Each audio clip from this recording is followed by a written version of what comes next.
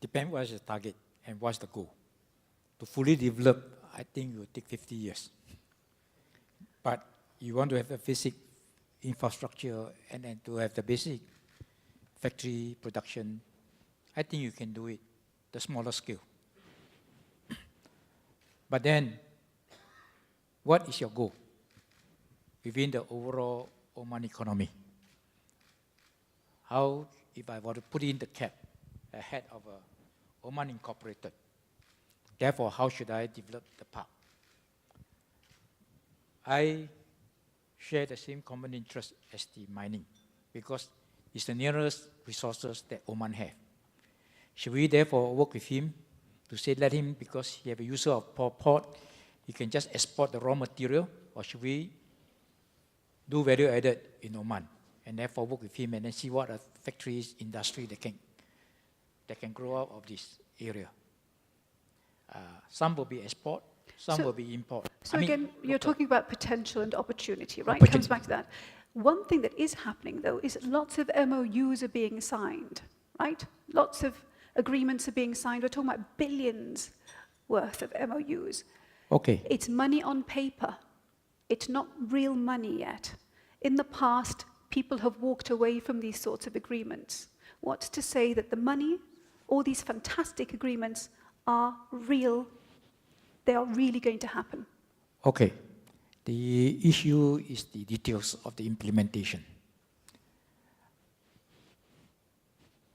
A factory that do methanol and then with the downstream that come in, but if it doesn't have a gas support from the MOG, then what's next? Everybody have a perception when they come in. Oman have its own oil, he have its own gas. But when they come to the disappointment and sign the MOU, then there's insufficient, or the pricing is not right. Then what do you do with next? So I think Are you concerned about being able to deliver and make these MOU a reality? Of course, we have to work out. We have to carry on the dialogue with the various stakeholders, the various ministry. One of the issues is every ministry is sometimes acting as a silo, and they're working as a silo. How do we therefore translate that and make it into a reality, to realize the dream? You see, we have a recent trip 2-3 weeks ago. To China? To China. They are thinking that you have air gas, you have oil. Can we send up a petrochemical hub about 10 square kilometers, which is 1,000 hectares? But quietly in my mind, I say, I'm willing to accommodate you, but I need the support of my other ministry to come in. You see, the thing is that we heard earlier today about Africa, Asia, huge inroads into China. But when you look at the One Belt map there, where is your zone? Where is what you're doing? Okay. It's not on the map. Okay. We are not, actually, we are in the map of the Chinese. They are coming here. That's why the Chinese government have actually initiated the Ningxia government to be one province to one country. They have actually dedicated and nominated Ningxia because it's a free province, it's a Muslim province, and to dedicate and lead a team to investment into Oman. China also understands that the cost of doing business, especially in the oil and gas and the refining, they need the products.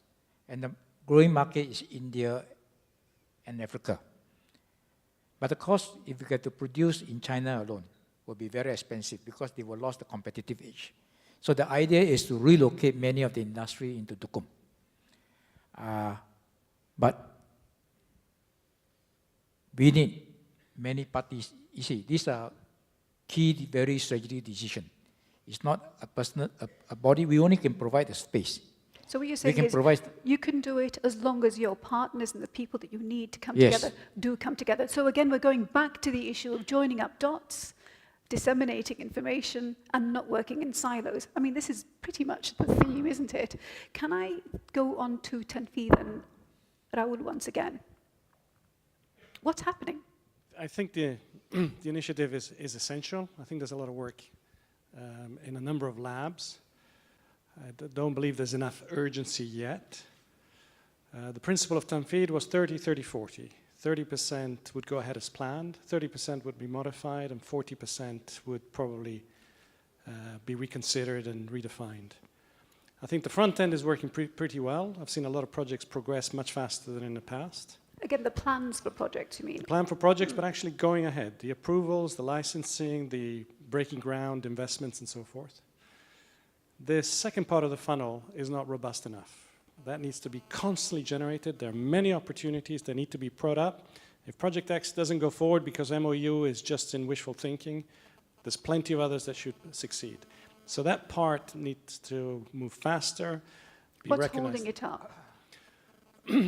I think the fear of engagement with the community. I think there's a lot of levers that need to take place. The first one and foremost is to have this open exchange with the population at large. That recognition is not there. When you read the papers, it's all hanky-dory, and the reality is very different. That's one point. And the others are to start shifting to single-point accountability, because you need to connect the dots, but somebody has to hold the can. And at the moment, that accountability is too dispersed with too many players. They need to connect with single point. So when's the next thing going to happen? Well, we're working as hard as we can, and we just do it and then ask for apologize later. But it's. But I mean, that's the question.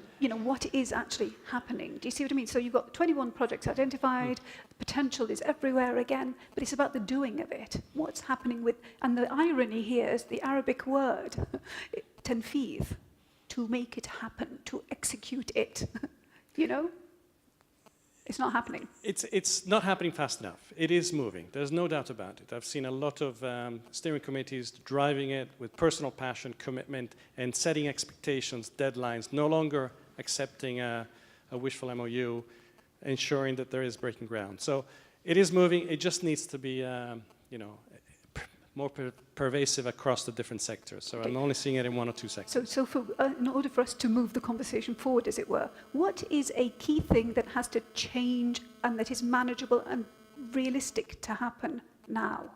For me, again, single point accountability. At the moment, it's too But what dispersed. does that mean? That means nominating X person, you deliver or you move on and somebody else will take your place. But I mean, the reality, though, is if you've got all the silos and everybody shying away, which is understandable from, or perhaps not even being able to do it because they don't have the ability, the power to implement, how can that be realistic? Establishing, ensuring that those individuals have the power, because at the end of the day, unless that takes place, it will be very difficult to move forward. So you have to raise the empowerment at whatever decision level to ensure that it goes ahead, and it's one person calling the shot.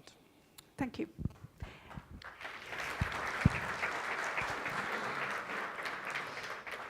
Can I just ask, if there are any questions from the floor, please do raise your hand. There must be loads of questions. Yes, please. I'd like to ask about the new tax. How do you think, will it improve the economy, increase the pie, or just we get little cash flow for the government?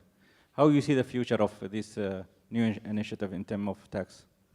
Yeah, you're talking of VAT, value-added tax. And also the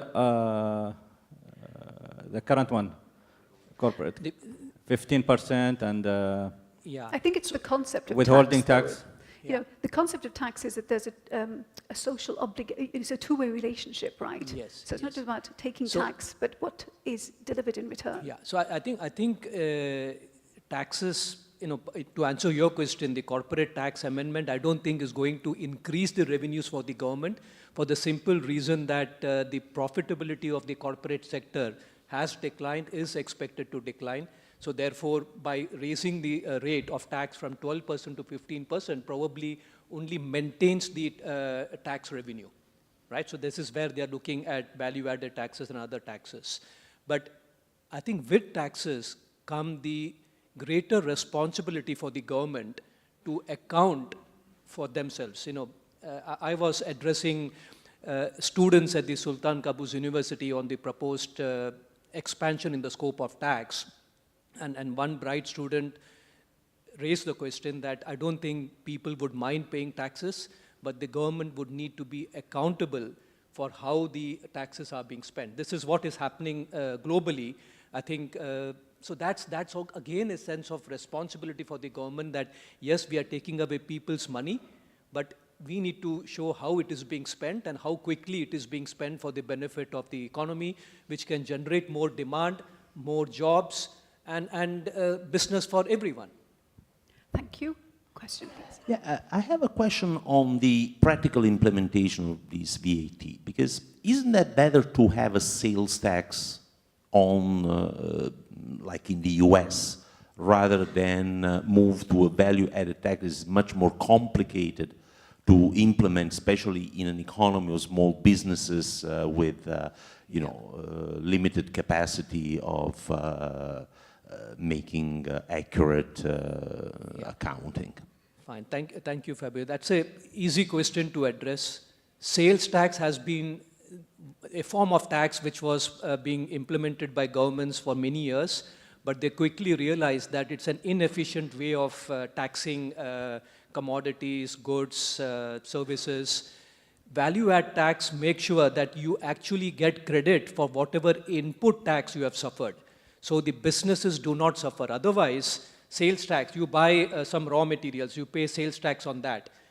And then when you sell your final product to the customer, you again charge tax without being able to recover the input VAT. So input tax. So VAT as a concept is excellent. It reduces the administrative burden on the government. Government does not need a large machinery to collect taxes. They pass that obligation to business. Businesses shouldn't mind so long as they get credit for the input VAT as soon as they incur. So the key thing is to make sure that the government administration is efficient wherever refunds are due, and which will be due particularly when exports are being made. Oil and gas sector, when you explore oil, you incur lot of input VAT. When the oil is exported, it is zero rated, so you should get a refund of the input tax suffered. The government should make sure that these are taxes collected on behalf of the government. They should be sent back to the economy if the tax do not belong to the government. So a lot of process changes needs to take place within the government to make it efficient. Yeah, but this is all good in theory. The distortionary effects of the sales tax are well known in the theoretical literature. In practice, though, it's a huge burden on a small shop to maintain all these different accounting for each item which they buy from different wholesalers. And at the end, in Europe, after 50 years, more than 50 years of VAT, guess what? VAT is the most evaded tax because it's difficult to control, it's too cumbersome, and it's too costly for the government to have such a pervasive influence on businesses that are hundreds of thousands, even in a small economy like Oman. So you see, this is the difficult challenge which everybody faces. On the one hand, we know the significant cash flow problem the economy faces. If you just look at the deficit, what the government has been doing is funding the deficit out of borrowings. Debt to GDP has increased from, I think, 5% in 2014. It is expected to go up to 39% in 2017, assuming that the budgetary deficit of 3 billion is maintained. Look at the net sovereign assets of the government. A Fitch report which was released earlier this year mentioned that the net sovereign assets to GDP ratio, which was 50% at the beginning of 2016, is likely to come down to 29% or something. So on the one hand, the debt to GDP ratio is rising, the sovereign assets to GDP is declining. So what can the government do? So I think they have to find a simple solution. VAT is probably a good tax, but the secret behind its success is not to necessarily follow the EU model. Keep it simple. Do not give exemptions. Exemptions is a misnomer, because exemption in VAT brings in inefficiency. you end up paying input tax, businesses end up paying input tax, and it becomes a cost. If it is standard rated, 5%. If it is 0 rated, wherever basic foods and other healthcare is involved, and you make sure that wherever refunds are due, you do not keep the money, but give it back to the government. UAE, for example, in their law, has mentioned that whenever the refunds are due to the government, they will not give it back, they will adjust it against the next quarter's return. That's not good news for business, because your money is getting stuck with the government. Why should the government keep it if it is not really theirs? So I think the secret is not not to have taxes because we don't have a choice, but to make it work and to make it efficient so that the businesses are not unduly impacted. Yes, tax will have some impact, but we have, there is no gain without pain. So I think we have to make sure that it is simple. Okay. Any other questions from the floor? Yes, please. Two more questions, please. One regarding the ports. In Oman, we have 3 major ports, apart from Sultan Qaboos port, which is now used for tourism-related activities. I understand from the current situation that all these 3 ports, Suhar, Duqm, and Salalah, are managed by 3 different companies. While if we compare with the neighboring countries, Dubai, for example, all their ports, locally as well, regional ports and international, are managed by one port, Dubai port. Is the current situation in Oman a strength or a weakness? And I don't know if you can justify the... The second question is Omantel, Mr. Fari. Recently, Bahrain, they secured 2 big deals from Amazon, despite having all the political issues and the unrest. Still, they were seen by big companies as Amazon as an attractive area, and they set up 2 major data centers that will, be hubs for the whole region. How come Omantel or other operators in Oman missed that opportunity? And can we keep the answers brief, by the way, because we're running out of time? Can we go to, very briefly, why did you lose out? Me to start? Yes. But be brief. Regulation and lack of proper support. We had all the principles to win this deal. Bahrain is a much smaller company. It's prone to not just the political instability, but it's also prone to, it's at the surface, a water level. It doesn't have the mountains that we've got here in Oman. We have terrain that supports data centers. But can We've I got stop connectivity. you, sorry, to say, isn't this an indictment, though, of the state of affairs? Isn't this It's a missed opportunity. It's a missed opportunity. Amazon is not the end of the world. Amazon is a... But how do you learn? What do you need to happen so you don't lose out next time? We need the private and the government sector to work in very close harmony. What to is make it that needs to happen? What is it? Well, look at what happened in Bahrain. The Crown Prince visited Seattle many times to get that deal to happen. Dubai does this frequently. Sheikh Mohammed gets involved in some private business dealings to secure the large Fortune 100 companies to come and settle in Dubai. We need to be more like them. We need to act in close harmony. You started by saying the word regulation, though.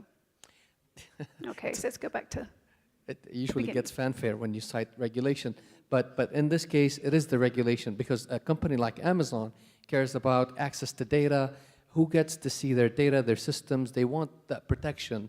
We need to be a little bit pliable or flexible in how we regulate data and the transfer of data in Oman, so we can give the assurances to these companies that if they come up, set up shop here, it's not just the connectivity and the terrain that they will enjoy, it's the tax benefits, it's the data sovereignty, all of that, and a lot of this has to do with the regulations. Okay. Ports. Quickly. Hello? Yeah, it's a strength and a weakness, both together. It's a strength because you get access to 3 different models that are representing in the port. To make it very short, you have Salalah. Can I jump in, though, and say, surely it feeds into the whole point of today's discussion, which is silos and not joining up dots. So it's a weakness. historically it was a weakness, and this is why I'm saying that the ASEAT effort that is happening now is countering that weakness. So I agree with you. At the beginning, it was 3 different ports and we're not talking together, although owned by the same, because it's owned by the Omani government at the end, but they were working separately. With ASEAT, the goal of ASEAT is to make us work together. And that's what we're doing now by aligning and finding which are the problems that are not covered by one of the 3 ports and trying to put them into place. So today we're going towards a greater integration. And that's what the goal of ASEAT is, actually modeling somehow a company like DP World that has an integrated vision for their port, whether it is in Oman or internationally. Okay. There was a question, yes, at the back. Good morning, everyone. One of the pillars in Tanfeed was human capital, development of human capital, which we haven't touched actually.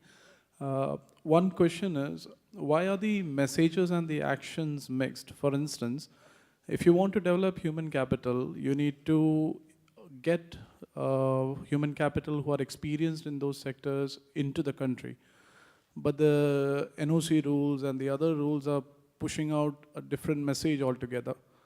Why is that? If anybody can answer that. Can anybody answer that question? Ministry, we have a Ministry of Tourism.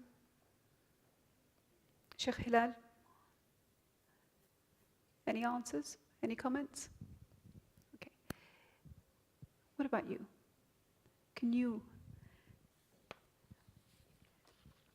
Raoul, can you feed off of what you were saying earlier on? I mean, if there's one thing that Oman doesn't need is additional human capital. It has plenty of it. There's loads of capability to just get things done. That's not a constraint. Can I just interject and say that, in fact, that's one of the problems that we're facing, and that's what we're discussing today. Things aren't getting done. So I would challenge you on that point. No, is it that there isn't the right people or the right systems? The solution is not getting other people to add to the current capital. There's plenty of it. But business has often complained about things like, I need a specific person to come in, a specific skill set, and I can't get the visas, or even perhaps tourism-related access. Well, you know, for me that's a cop-out, because there's plenty of capability, knowledge and experience in country. That is not the blocker to implementation. It is what I said before, it's about single point accountability, it's about connecting the dots and making sure that those dots are empowered when they join those committees. And they're not. They have to go back to their silos, and that's the issue. So it's not about adding additional experts. We can all benefit with additional experts. It's really about executing the significant opportunities in front of us. It's about dealing with what you've got. Dealing with what you've got, sweating the asset. Okay. A last question from the floor. I can't see if that's a hand raised or somebody scratching their head. Any last question from the floor? Are you sure? Yes, please, right at the back there.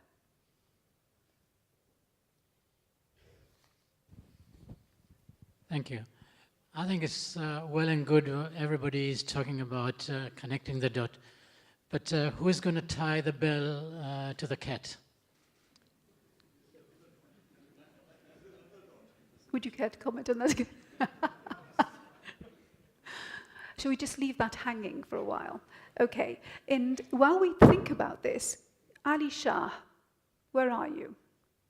Can I ask you to comment on the MOUs with the Chinese entities? But again, I'm sorry, we have to be really brief. What's your question, sorry? So all these MOUs, going back to the question I was putting to Lee, what is the reality on the ground? They sound fantastical. Are they going to be real? Okay, actually, we are developing an industrial park inside Dogum. It's a different model of cooperation in industrial city. So we, as a part of Dogum, I mean, our industry is part of Dogum, and we, as a developer of this land, at the same time, we are bringing the investors in this land. So actually, we signed 10 MOUs.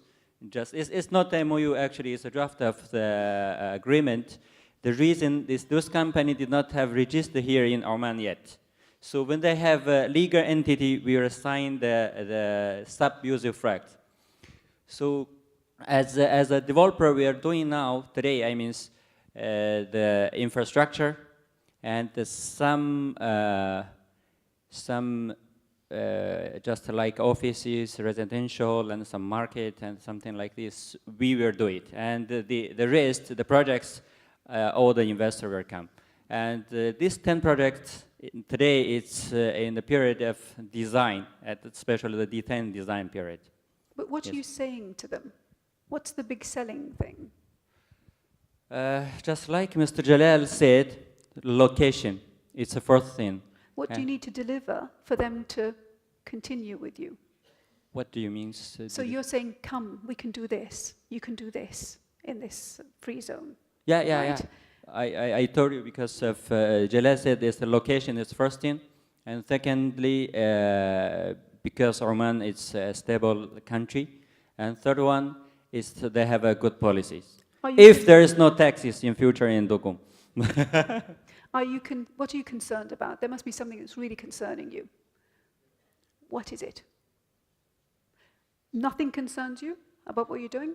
Oh, no. Actually, just like I mentioned, I hope there is no taxes in Dukum. And also for Dukum development, I mean, it's a common value. I mean, we are all care about the future of Dukum. So as more as the investment come to Dukum, so we are all benefit from this. But taking a step away from that, you've got all these MOUs or agreements signed. What is it contingent upon? What needs to happen on the ground for them to part with the money and it become a reality? There must be a key thing that has to, from your perspective, that you're promising that has to happen. We're hearing about building a city in 5 years, which is a huge undertaking. And we heard about all the concerns and how to tackle things. So what are you selling? What are you promising? And are you sure you can deliver? But until today, actually, just like Mr. Lee mentioned, for the heavy industries, we're missing the gas. Even a lot of people, a lot of magazines, they're talking about even the newspaper, they're talking about the gas, and Oman find a very, very huge reserve of gas in Ghazan. But even today, we have a lot of discussion. We did not get any commitment from the government. Thank you. So very briefly, yes, go on. Can you wrap up and tell me with the answer what it is that you see as the one key thing that has to be addressed? I think one more point which I wanted to bring to the debate is regarding the legislative process. I think Oman can benefit a lot if the legislative process is fast-tracked. It takes incredibly long time for the government to have a law issued. Take the public-private partnership law, which was talked about ever since the Tanfeed program was started. We have not seen where it has reached, and if you want the public-private partnership to succeed, it's very important to let the private sector know what's the framework. So legislation, speed of decision-making. Yeah, just one more point. In terms of the legislation, the silo sort of mentality which Khalid talked about, let's take the example of the free zones, which are a useful, attractive sort of proposition for businesses to set up in. The tax exemptions which are given, we find that the rules vary in terms of the application of the tax exemptions. For example, most of the free zones, including Dukum, give a tax holiday for a certain period from the time the businesses commence commercial operations. But in Sohar, we have recently seen an example where the tax exemption is given from the date the company was registered, was incorporated. Now, it takes 2 to 3 years for a company, particularly in the manufacturing sector or infrastructure sector, to get their act together and they start producing or generating revenue. So what's the point in giving exemption from the start of So a unified approach, basically. So unified approach, yeah. Talking to each other. Very briefly, what one thing will help you? What one thing do you need? I think it's clarity of the rules and regulations. And also the way, I think we can do a lot of legislation. Legislation will bring clarity. But the legislation must be business friendly and pro-business. If you interpret it, unfortunately... But sorry, Lee, what is it? If you could choose one thing, what is it that makes it pro-business? Okay, for example, we may have a labor legislation on the requirement to hire and fire. We know that we have required certain recruitment regulations. But what happens if you don't find the person suitable, if you cannot fulfill the role? Are we going to, we want to bring the economy to the next stage.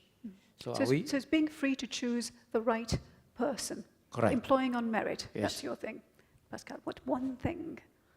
Foreseeability and stability, consistence towards one direction, but mainly foreseeability, being able to see before, I mean, to be informed about change. Is that your thing?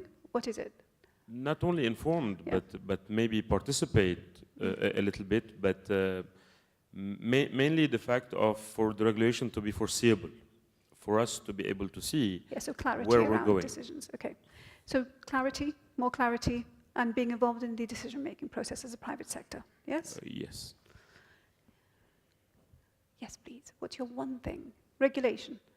Well, in wrap-up, Oman needs not only be the logistics hub to the region, Oman can be the digital gateway to the rest of the world. We can be a clearinghouse for data, for digital services, and this region needs us, from Eastern Africa to Asia. For all of that to happen, yes, it is regulation. Yes, it's support from the top. Yes, it's us not working in silos. The PPP model, when we approach ministries, when we approach the government sector, there's a bit of reservation about PPPing with the private sector or with a company like Omantel, where we wobble between the government and the private sector status. Yet it still is enough of a concern to some ministries and some public institutions. It's time for us to move on. The world is moving at neck-breaking speeds. We're still talking about, should we be partnering with one another, or do we need to wait for someone to take that leap of faith? The time is here. It's time for us to squeeze lemonade out of the lemons. It's regulation and it's support. Regulation. Ahmed. One economic business review, Oman Oxford review concluded that in 2016, Oman Air contributed 600 million to the economy. We need to get rid of the silos, and I see that contribution getting a lot greater than the 600 million mark. The silos, I think, are holding us back. Okay. And a clearer mission as to the role that Oman Air needs to play. Thank you. Dean. I think it's about silos, getting rid of those, and then speed of new projects being issued, creating new opportunities. It's too slow. Reggie. I would rebuild out on something Raul said earlier, get rid of committees and all these things, put people accountable and empower them to make things happen, otherwise it will keep stagnating. So really the takeaway is, join up the dots, disseminate information, but include the stakeholders in the decision-making process. That's my take away from everything that people have said. Thank you very much, gentlemen, for your time. We're going to move on to the next session for the day. Thank you. Thank you, esteemed panelists and Emma, for giving us such a splendid discussion. Please, can we have a huge round of applause for them? I know everyone's tired and we need to take a short break, but I have just a small thing before we go for the break. Ladies and gentlemen, we'd like to inform you about our next upcoming event, the Dossier Construction and Infrastructure Awards and Summit 2017, which will be organized on the 25th of October at the same hotel at the Sheraton. The exclusive construction, real estate, and infrastructure industry event will facilitate industry performers, individuals, best practices, technology, and project excellence through an award ceremony, and drive the exchange of knowledge and best practice within the industry through an intellectual forum in the form of a summit. So please do block your calendars. As for now, we'll take a 15-minute coffee break, And I'd request everyone to please assemble back quickly so that we can start the second session of the summit. It's about 12:10, so 15 minutes, please, and we'll head back in. Thank you. Okay, welcome back, ladies and gentlemen. Omantel is the first and largest telecom company in Oman. It's also a company that believes in offering the best and giving back to the society. We'll start off with a short AV on the telecom major. Meet inspired. Meet the doers, the players. Meet steady, edgy, ever ready. Meet awesome. Meet Throwback Thursdays. Meet swag. Meet creative, simple, brave. Quick on the uptake. Meet YOLO. Meet Omantel. Amazing things happen when we're connected together. Omantel. Amazing happens together. The WannaCry ransomware attack in May 2017 highlighted the need for greater cybersecurity. And if you are better acquainted with the subject in Oman than Mr. Mohammed Niaz, partner Ernst & Young, Mr. Niaz is an engineer and an MBA. He has over 19 years of experience in IT consultancy services, including cybersecurity and IT risk. He's a partner in Cyber and Resilience in the AIM advisory. He's also the leader of Resilience for Africa, India, and the MENA region. Niaz is one of the founding directors of the ISACA, or ISACA Muscat chapter in 2000, and has since been associated closely with the chapter. The topic of his presentation is Path to Cyber Resilience, Sense, Resist, and React. Please help me in welcoming Mr. Niaz up on stage. Many of you have left during the break, so I think this is normal practice here in Oman. By a show of hands, how many of you believe that you're ready to face, or you're fully prepared to face a cyber attack today in your organization? Show of hands. How many of you believe that you're fully prepared to deal with a cyber attack in your organization? One. Excellent. And how many of you believe, again by a show of hands, partially prepared? Not fully, partially prepared. Hands? One fully prepared and one partially prepared. What about the others? We have no idea. Excellent. Do you need to have an idea? Somebody said no idea. So my question is, this is not an IT group, right? This is a business forum. Do you need to have an idea about this at all? Yes or no? Who says yes? Yes, right? But still we have no idea. See, the point is, it is not a question of if. It's not a question of if you will be faced with a cyber attack. It's a question of when. And for all you know, maybe you're already attacked, and which you're not aware of. Because it takes approximately 220 days for an organization to realize that they have been hacked. Okay, you've seen a lot of news. I don't need to remind you. There are a lot of examples out in the market. And the reason why, and first of all, I'd like to thank OER to have this topic of cybersecurity in this business forum, because it's time that the business leaders also realize the importance. Imagine there is an attack in your organization. Okay, you have a lot of journalists here. Let's say Mayank, for example. Yeah? Will he meet with the IT manager for information, or whom will he meet? Right? Who? The business leaders, right? So who is accountable for this? It's us here in this room. We are the business leaders, and it's important for us to know the implications of a cyber attack, and more importantly, are you ready to handle a cyber attack? Okay? So ladies and gentlemen, this presentation which I have is brief, about 20 minutes. I'll try and take you through some of the aspects which a business leaders need to be cognizant of, because it's important now. The attacks are increasing, and it's high time business leaders start getting involved, because you can make a difference to the organization in terms of providing the required support to your IT and cybersecurity team. Again, by a show of hands, how many of you here believe that your security departments are doing a great job or giving you the confidence that they are keeping your organization secure? How many of you have confidence in your information security department? Okay, good, okay.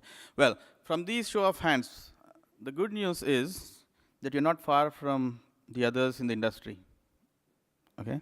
And this is the summary. You're not very far from the others in the industry, but the bad news is we're all sitting ducks, okay, as organizations, and it's important that we realize it and we take actions. So this presentation will give you some kind of an input as to some initiatives that we as business leaders should really look at. When you go back to your organizations, ask these questions to your information security team, and then get some kind of comfort on your organization's readiness in handling information security incidents. Okay? So a couple of statistics here. First is, close to 70%, again, this is a global statistic which says they're partially prepared. Okay? And 87% of the board and C-suite, okay, have said that they lack confidence in the organization's level of security. Okay. Again, some statistics, again, on some of the attacks that have happened. Amongst the attacks that have happened, about a quarter of them experience events that match the patterns of a targeted attack, which means that attack was targeted towards that particular organization. It was not a general attack. It was an attack that was targeted towards an organization. And that's how the attackers are going. Okay, they're no longer looking at general attacks. They're no longer looking at finding out loopholes in the internet. Whoever is open, try and attack. They want to go after the crown jewels in the organization. Okay, it's not necessarily about money. There's something more that they can take on as well. Okay, so targeted attacks are increasing, and out of that, 97% of those companies who had targeted attacks were breached as well. Okay, these are some statistics that are out of the survey that EY conducts annually. It's called Global Information Security Survey, and I'll share with you some of the outcomes of this survey, and the detailed survey we can share with you later if required. Okay, across the globe, 1,735 respondents, including 35 organizations in Oman, participated in the survey as well. Okay, so this one briefly talks about the trend that the attacks have taken on.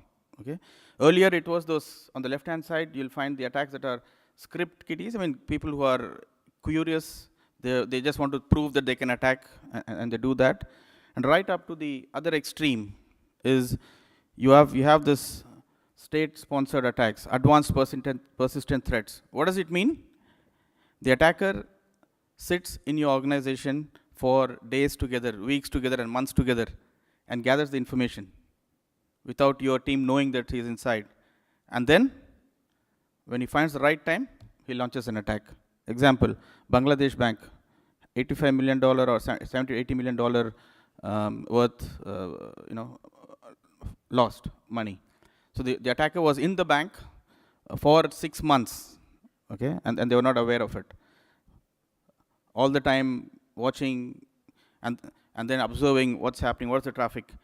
And finally, he launched an attack before the holidays. We also have this nice 1 week Eid holidays. Okay, just before the holidays, they launched an attack. Okay, some of the examples, and you'll see a lot of them. I don't have to repeat, but I talked about the Swift Swift attack. Okay, in Bangladesh banks. You have the Qatar National Bank attacks in Oman as well. Okay, many of them they don't come out into the press; they're closed. Okay, they just try and I get calls saying, "Guys, we've been hacked. Let us know what are the next steps. What can we do? What's the kind of, do we need to do forensics, or do we need to call the intelligence? Do we need to call the police?" Okay, so that's something that is the trend. Okay, and the type of attacks have also been changing, and the first time in this year we have seen these ransomware attacks. Okay, that spread across the globe. Okay, and that's increasing, and every 2 years the number of attacks are doubling from the previous 2 years. Okay, so we are in that environment. We can no longer say that we are in Oman, we are away from the developed world, and you know, we don't have to bother too much about this. In fact, there are some attacks that are emanating from the Middle East region. Okay, the attacks that happened in Saudi, Shamoon virus. Okay, overnight, 32,000 PCs, they had to dump them in the dump yard. Overnight. Okay, it's because somebody in the IT department clicked on some email or some attachment which he was not supposed to. As simple as that. Okay. Right. I just give you an example of how these attacks. One of the ways of the attack is they call it phishing attack. What it means is, you know, you get emails from different sources, and this one is talking about the email comes. It has a link which a user should not click. It has an attachment which the user should not download. Okay, as simple as that. This is what happened in the Shamoon virus in Saudi. One of the guys in IT department, he was an administrator, clicked on that link, downloaded the attachment, boom.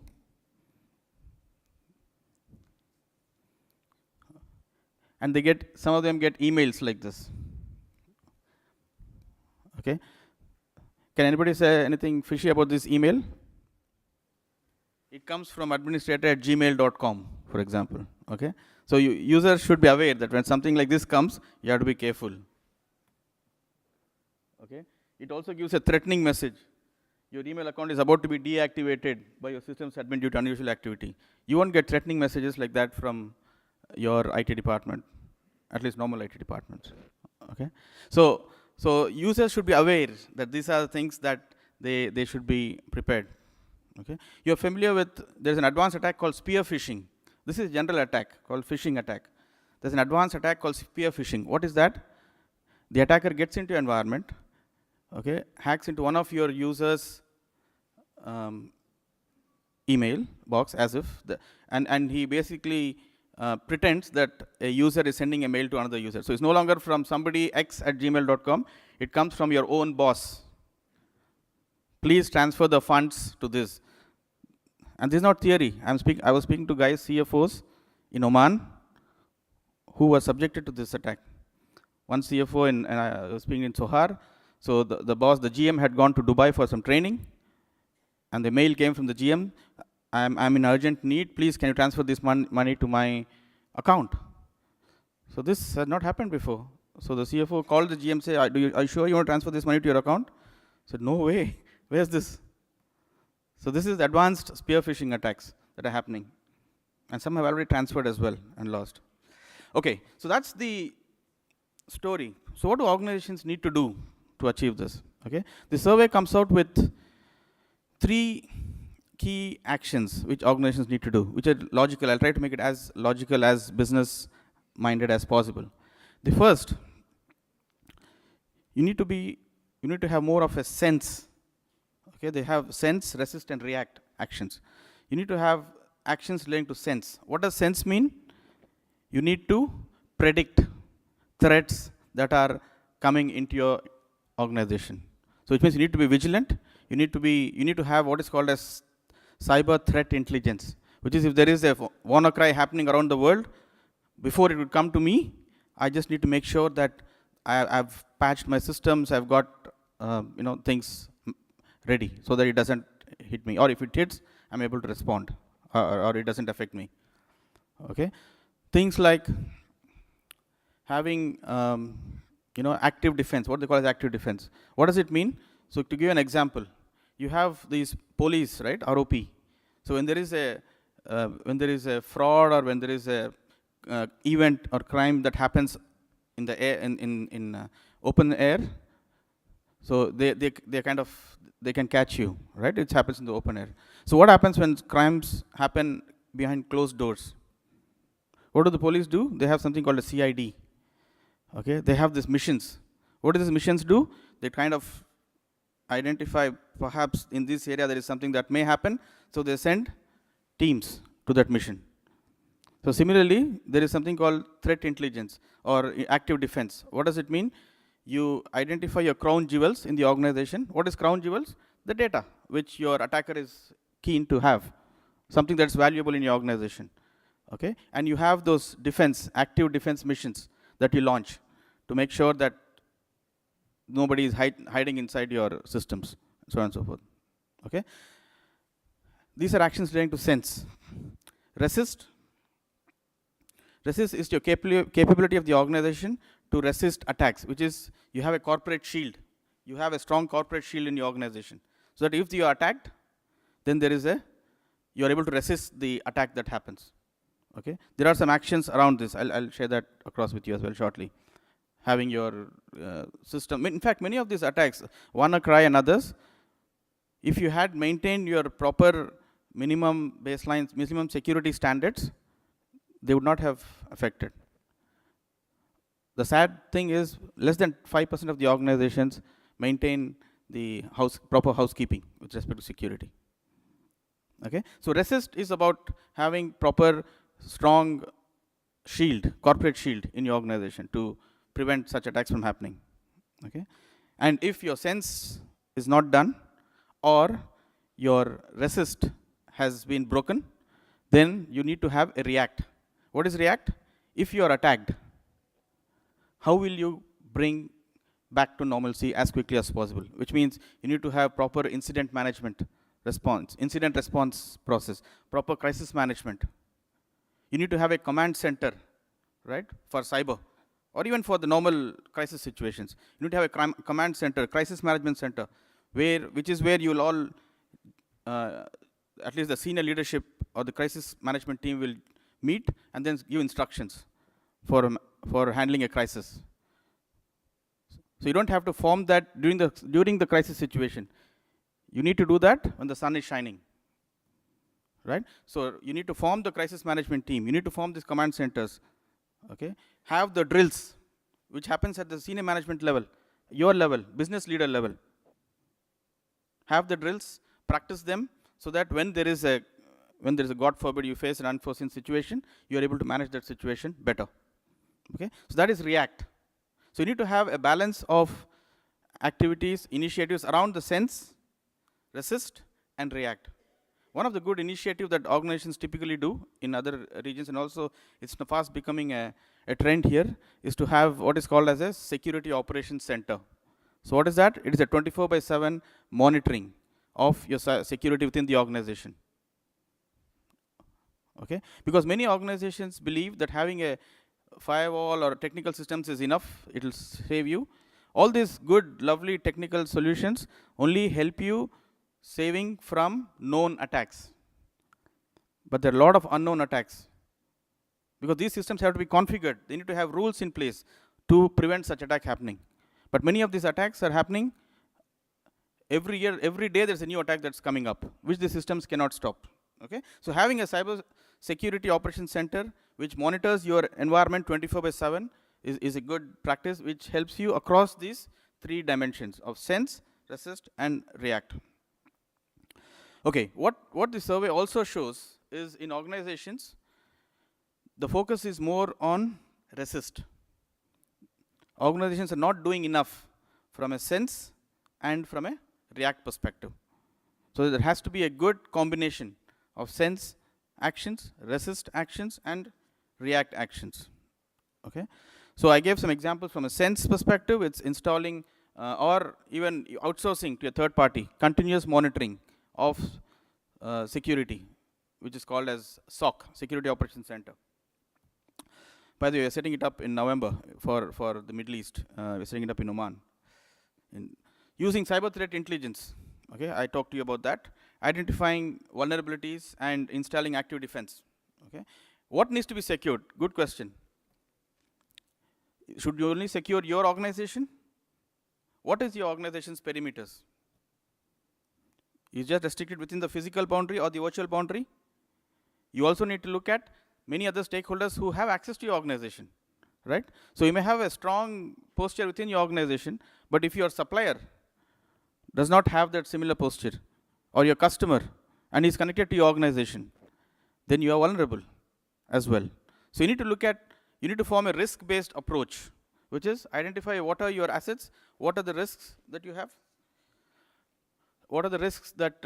have, and then make sure that those risks are addressed. Okay, so that's on the sense side. And even security operations centers, there are, even they sometimes don't identify zero-day attacks, wave 1, especially the wave 1 and wave 2. But you have the wave 3, which use cyber analytics. Okay, using analytical methods, using machine learning, artificial intelligence, they are able to identify the attacks in a much quicker fashion. Okay, so I just have 5 minutes. I'll just go quickly. On the resist side, some of the initiatives that you need to undertake is, as I said, activate your defenses. Okay, so take an unorthodox approach from a design of your solutions perspective.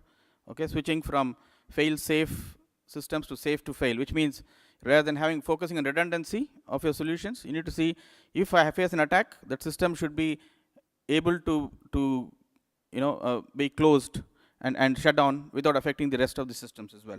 So looking at those areas as well. The other thing is, okay, there was a survey, again the question was asked as to what are the challenges that you face for cybersecurity. Okay, one of the key challenge which they claim is budget constraints. On the other hand, if you ask the CEOs and the CFOs and the business leaders, they say this is the only department that asks a lot of money every year, but I don't know what happens. Okay, so it's because there is a language barrier, communication barrier. Business doesn't understand systems and security and systems, unfortunately, don't understand the business. It's very important for both to understand each other and have a common language of communication in order for this to succeed. Okay. React, having incident response plans, crisis communication plans. Whom do you communicate when the crisis happens? Who in the organization communicates? Also you should know. Okay, who is authorized to communicate? Who is authorized to talk to the press? Not everybody in the organization can do that. Okay, so defining all of that is part of your agenda. Okay, some of the recommendations I've identified for the senior management: treat cyber risk as part of your enterprise risk management. Prioritize your assets. Follow a risk-based approach. Identify what are your key assets, what are the risks for those assets, and bring in controls to protect those assets. Okay. Again, the last point I mentioned: discuss cyber risk in the language of business and not IT. Okay. The key message I'd like to leave in this room is you may either like or hate cybersecurity and IT, but please don't ignore cybersecurity, because when it hits you, it's too late before you realize. Thank you. Thank you, Niaz, for an informative and engaging presentation. Oman Air, the award-winning national carrier, is helping the country's diversification efforts by promoting tourism, apart from offering a luxurious international flying experience. We present a short AV on Oman Air, the official airline of OER Business Summit 2017.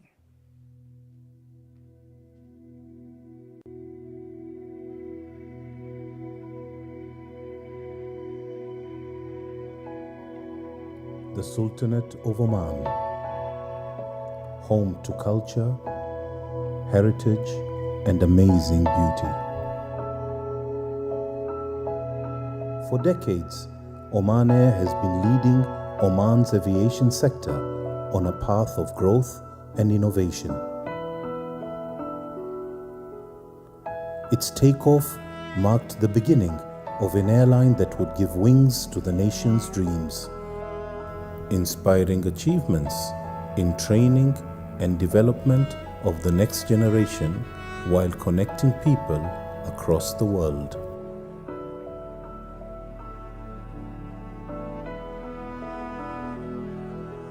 The tourism industry in Oman has witnessed tremendous growth during the last few decades, with guests experiencing the unique warmth of its people and beauty of the country.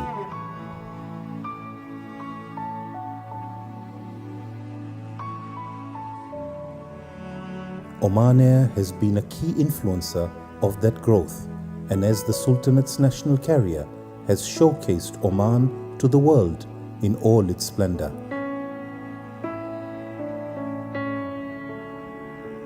Oman Air has also been making a significant contribution to the country's economy. The airline has achieved repeated success in its mission, and the rewards have percolated through every sector of the economy. In 2015, a new objective was set for the airline, and this was to become the best. The mission underpins every aspect of Oman Air's work and is strengthened through teamwork and daily communications.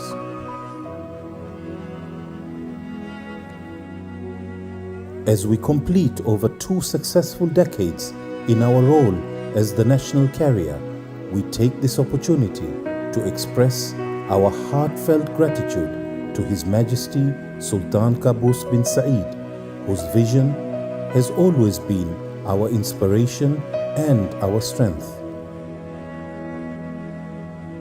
Today and forever, we dedicate ourselves to realizing His vision.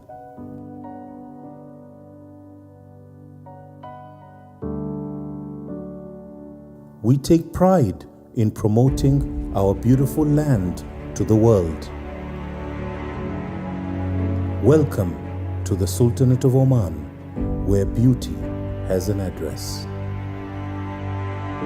Welcome to Oman Air, timeless traditions and legendary hospitality.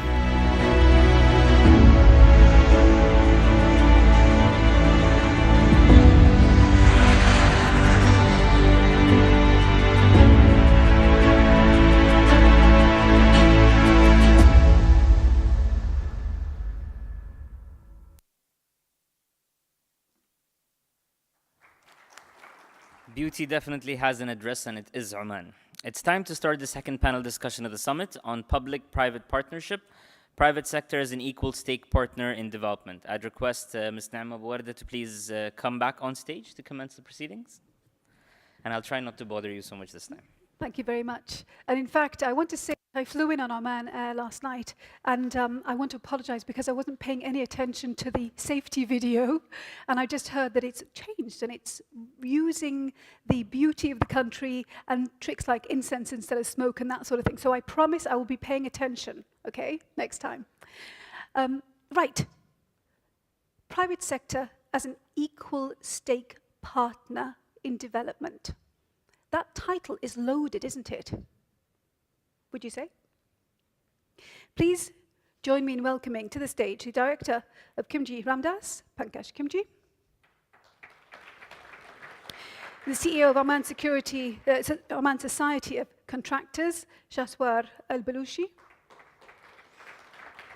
the Executive Director of the Authority for Electricity Regulation, Qais Al-Zakwani, the Chairman of GBCM and noted economist, Hatem Al-Sanfari, and the Head for Project Finance and Syndication Development at the Bank of Sahar, Sri Vasa Rao Edupal. Gentlemen, thank you very much for being with us. Now, the format is as before. If you have questions, please do raise your hand.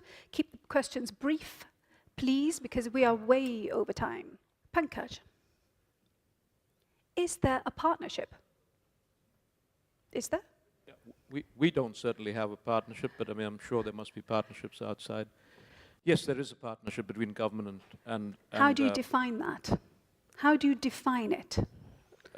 One has to be the enabler, the other one's got to have the freedom to do business. So my point is, how do you define it today with the reality on the ground? We are partially enabled, and we're not doing much business. So we need the one biggest factor that defines that partnership, or should define that partnership, is trust. And there's a certain amount of laxity of it, both ways. I'm not saying that one is not trusting the other, but it's both ways. We both have this inability to have faith in others' ability to carry out the business. Okay. So trust is lacking at the moment. Your industry, construction? Is it dead? We're moving on. Because there's no funding, there's no money. Is my industry, the construction sector, is it dead? Is it? Well, if we continue in this track, it definitely will be dead. And again, it's the lack of partnership, the lack of engagement that we don't have right here. I don't see the other side of the table. We are talking to ourselves most of the time, raising our concerns to ourselves. The partners is not here, and if we raise it to the partners, the answer to those questions take yonks years, and maybe they don't even come. So this will lead to the construction sector is one of the largest sectors in terms of employment, in terms of companies that are working in the sector, multiplier effects that occur. You talked about hearing that salaries are not being paid. Yes, they're not being paid. Companies are not being paid. Salaries are not being paid. Vendors are not being paid. We have a serious problem because we have a lack of engagement with our partners. They're not listening to us, and if they listen, they just let it go. So the construction sector will die if we don't, and it's a major sector. And today, if we want to build up the economy going forward, we need the construction sector. If you want to build a hotel, a factory, a port, airport, you need a strong construction sector to build those things. If you don't have it, you can't do it. So we'll be coming back. I mean, there's loads of questions to be asked, but first I want to turn to the floor. Is there a partnership? If yes, raise your hand. Is there a partnership? Not a single hand, meaning we're talking about PPP, right? You understand the question? Okay. You are one of the success stories. We heard earlier, I mentioned the Minister for Oil referring to possible potential privatization, needing cash and so on. What is it, I mean, looking back over the 10 years since privatization, what is it that you would say needs to happen differently if it was to happen now? I think from the electricity sector's perspective, there wasn't a partnership over 10 years ago, but then those drastic changes that were made at similar times as we are right now in 1999, 2000, where the government did not want to fund infrastructure projects, but wanted to resort more to the private sector for that burden, which would then alleviate some of the burden on the government to spend on other socially applicable projects. But there were tough decisions taken, and there were big decisions taken, which governed the way forward through the issuance of a law. So we're talking about primary legislation, which set the risk matrix for the entire sector, which also held people accountable, which also held people, gave people the responsibility to be transparent in their decision making. And it also set the framework which would give credibility to incoming investors. So these were the building blocks that were needed to facilitate the incoming of private sector investment in 2005. It started off with the government giving some government guarantees initially. But what I mean is, here and now today, 2017, we're talking about privatization as one of the issues to look at, right? So what would you say to that happening today? Not in your sector, not with your company, but as a concept. I think that there needs to be, for privatization, I mean, there are private investors over here, but for them to actually be attracted to a possible project, they need to feel that there's certainty. There's certainty, there's clarity, and there's transparency. And I'm not talking about clarity in just a law, but the applicability of that law. And consistency in decision making. So when investors, they can invest in one project, but once they see that it wasn't played by the book, and investors, they would shy away from the next project, so it's one and done. But that's not what we see, at least in our sector. And I don't see it as being impossible to be implemented in other sectors because you see what is happening. We've got over $10 billion in investment during tough times too in the electricity sector, and it's 100% privately funded right now. So you see, I mean, we were talking about silos in the other discussion. So I'm glad to say that although we may be working in sort of a silo, we are doing it in a specific way, which hopefully would breed confidence in other sectors. What are you concerned about most? You're concerned, right? I think everybody's concerned, okay? It's a fair statement. So what is the big thing for you? Can I just make a quick comment on the partnership? I think the partnership is here. It's live and kicking. The electricity sector, the power generating sector, is a very fine example of Oman leading the way in partnership, where private sector will operate, will invest the funds, operate, and then transform the assets to the government. This is happening, and it's happening in a very good and efficient way. As well as in the oil and gas. I think the talk about Khazan as a project with PP is again testimony to the partnership between public and private sector. The government these are specific situations. You know, the sentiment seems to be that as a general way of being, that there isn't this partnership as a given. So yes, but then again, you know, it's not a fair example. BP has the expertise, owns 60% of the field, you know, all sorts of things. But these are live examples of what's going around us. What the government is trying to do at the moment, given the lack of finance, is to find more of those partnerships and structure it in a law, which has not come out yet. It has been there discussed for a number of years, and the lack of law that is coming out is obviously a hindrance going forward. Obviously, if you want to keep a law, you have to get the policy as well as ownership. What we have currently, we don't know who owns the PPP initiative. It's the Diwan who's driving the process at the moment. Yet it's stuck in terms of getting things out, in terms of law and framework. Lack of ownership in terms of who will be in charge of PPP in the future. And to me, it's more like the Supreme Council for Planning is the right setup that should oversee this and drive it as part of the general strategy rather than just specifically to address the issue of financing currently. This is an issue for now, but for the future, we need to make sure that it is much more structured and has a very focused objective to going forward. So back to the question, which is, what is the red flag that really concerns you? I think this is something that has been discussed a number of times. It's what Raul is saying, the clear focus point has not been well established, and this is going to be a drag. In economics, we call this a governance issue, and in business, they call it leadership issue.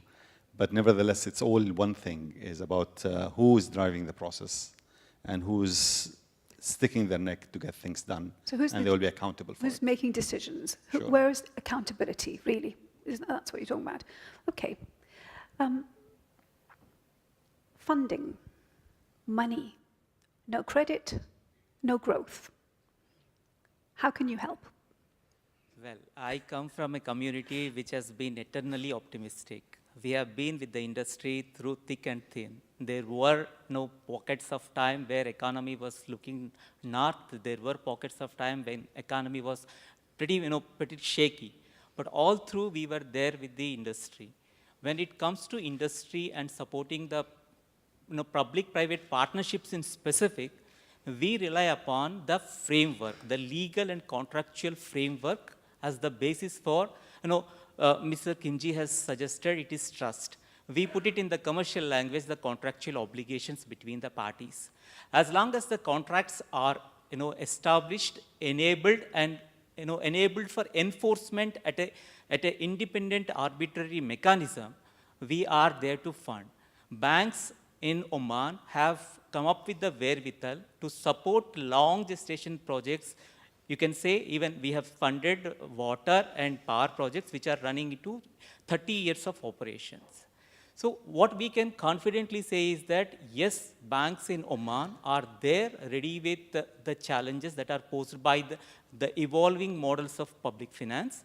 But when it comes to the initiation from the government, we require certain kind of legal framework which is clearly defined who is responsible for what and who benefits from what. And are you happy with the contracts? Is everything clearly defined? Yes, of course. We have success stories in water and power.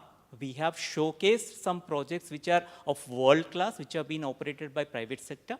We only want the same contractual structure to be replicated in other areas of, But that's what I'm saying. You know, forget about what has happened already. I'm talking about here and now. Are you extending loans? Yes, we are. Are you extending loans to the good people in this room? Yes, of course, yes. Are you getting the money you need from the banks? Pardon? A lot of, and I couldn't hear the rest of it. A lot of conditions. Conditions, exactly, yes. I would answer that. See, we are only a channel through which the savings of the economy as well as finances of the economy are routed back to the industry. You know, last year, there was a growth of credit to the extent of 7.6%, whereas the deposit growth was 2.1%. Effectively makes I need to borrow 5.5% from the market. If market stipulates certain conditions and certain pricing on me, obviously I'll have to pass it on to you. So I'm only saying that we are just a conduit. We are doing our duty, and we have been doing, as Mr. Khalid Ansari said, we have seen the lows in 1980s where there were fragility in economy. We have seen the highs in 2007 where economy was, everything was booming. But we are there with the industry, with the public and private partnerships in Oman. So in other words, when the going is good, you're happy to extend loans. When it's a squeeze on everybody, you're going to protect yourself first, right? Obviously. So can we just go back to the issue of Tanfeed? Tanfeed, you were very intrinsically involved with that, right? Why don't you just get on and do it? In other words, there's a disconnect. The room believes there is no partnership, right? Fair? You are challenged by how this partnership can work at the moment. Why don't you take a step away from it? Why don't you take a step away from the partnership and waiting for your partner to come forward if something like Tanfeed is so viable? I mean, Tanfeed was expecting to raise 70% of the funding from the private sector anyway, right? So why aren't you just going ahead and doing it yourselves? Well, we came up with various alternatives and solutions at the end of Tanfeed. We identified them, and then the government or the Tanfeed organization set up the delivery unit. And the delivery unit was supposed to monitor and moderate the changes required in implementing the Tanfeed solutions. The time limit given to the delivery unit was roughly 10 to 12 months. This will come to an end by the end of this year. I'm part of 2 delivery units, both associated with the Ministry of Manpower. We meet very enthusiastically. We discuss various initiatives or the specific initiatives that we are associated with very enthusiastically. But when it comes to saying, okay, let the change happen, there is some legislative issues that need to be tackled, or certain government departments. So why don't you divorce yourself from the system? You see, what is the point that the country needs to get at? Perhaps I should ask you this. What is it that needs to happen for things to actually change? You know, this is a really rough ride. I can only summarize it in terms of urgency. I mean, the reality is pretty stark, and it won't take a few more years of this performance to really make things very, very difficult and lead to social unrest. So and you're benefiting from, let's say, the Qatar situation. That's a wonderful blip, but it's an anomaly. It's not a sustainable, dependable way to earn, let's say, whether you are the airline or the economy in general. So again, you know, what is it that you, everybody collectively, you are waiting for? Well, let me just give you an example. If in my organization I wanted that change to happen, what and who would drive the change? Well, number one, I need a board approval. I then give the instructions to my CEO, who then instructs along with the CFO, allocate if there are any funds requirement, and we tell them to carry out this thing. They come back a couple of weeks later to say that we have a few challenges, these issues. The board gives them the direction to make the implementations. It's as simple as that. Now, if it's not carried out a year down the line within the organization, we have heads that roll. Or we need to make changes to the people who are supposed to make the changes. Will this happen? We need those changes desperately in these times, and we want that to happen. So we need directives, top down, not from the implementation unit, not from the delivery units. So the system doesn't work at the moment, yes? Pardon? The system isn't working the way you'd like it to at the moment, well, correct? I can't give that answer right now till the end of the year, but Tanfeed is supposed to deliver the results towards the end of this year and to be declared first quarter next year. I mean, as an outsider, I look at something like the Tanfeed as more of an example of a system, right? So it's not so much about Tanfeed per se. Tanfeed just happens to be what you're focusing on at the moment, right? It's more about mindset change, and that is the most difficult thing that any person, let alone a huge organization, has to tackle and deal with. So these are not easy times on any level. However, the Sultanate has this terrible few things happening at the same time. So really what I'm asking is, if the current system isn't working, what can you do not to stay in it, but maybe sidestep, work differently? It's time to think outside the box. For example, funding for your sector. What are you going to do? Well, we've actually started in the construction sector to take the bull by the horn. Because there's no money coming from the government, Exactly. Of course. The government told us blank. There are no projects coming in the next few years, maybe. They can't define. So the idea here is to say, okay, we need to do some business. We need to take projects forward. So as an organization representing the construction sector, we decided to go out of the stream. We are now talking to the government, giving the sector ability to do large projects. The sector goes out and looks for funding, all right? This activity I am doing right now with 2 major projects. Confidentiality can't release information at the moment, but we're working right now with 2 major projects, huge projects. What is the relationship then with the government? Is it, do you pay fees and licensing and that sort of thing? That's why it ends, or what? Because it changes the dynamic of how things are done. Well, it's very simple. We are telling the government, you want this to be done, okay? We are ready to do it. These are our conditions, okay? At the end of the day, whatever that we're going to be doing, it has to be sold to the local, regional, international market. We have to attract those buyers. Therefore, these buyers need to be given some sort of incentives, all right, to take this product from us, whether we are competitive, price-wise, logistic-wise, et cetera, and so on. So you've succeeded in getting the mindset to change, right? Correct? To some degree, yes. Right. What was the key to that? Just coming out and saying, we're going to do it. You can't do it, we will do it. All right? But this is what we need. So are you willing to give us this? And is that, of course, the idea is, can you replicate that concept across different sectors and industries? Can you say to the government exactly what we just heard? In the corporate sector, when you have an issue of somebody can't paying, you take over the asset or you seize the asset. You can't do that in most government sectors. But there's nothing stopping the government from saying, I owe you, in the meantime, I'll give you this and this and this in compensation. I want the government to feel and to deliver that message saying, yes, we will compensate. Yes, we have an issue. We're not saying that. Well, we have delivered the message to the government that you need to pay us for what we have done in the past. So that's one side of the equation. The other side of the equation, we still need to breathe, okay? And we are sinking. So either you give us a floater or a buoyance or a boat or whatever.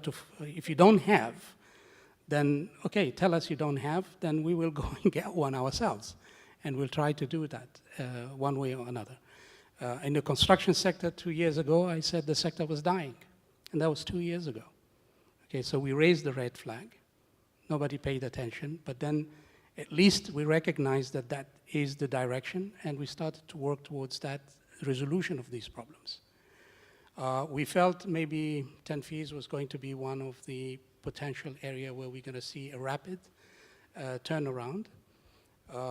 We accumulated good 300 mines, most of it Omanis. We gave the solutions on the table to the government.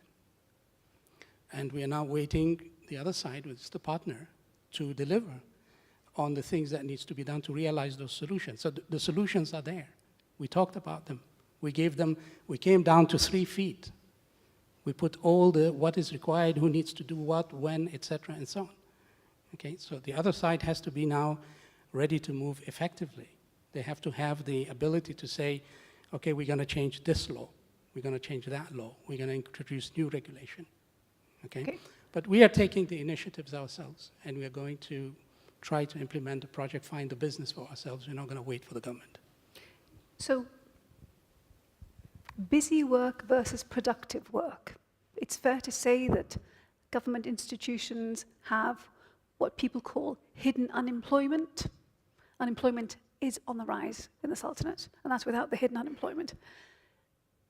So again, how do you fix the mindset of getting rid of busy work and going towards productive work?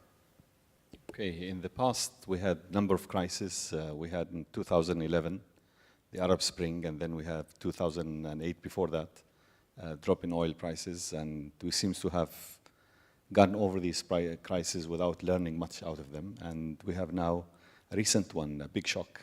We are not learning enough. And this is reflecting on the attitude of the partners on the other side, from the government to the private sector.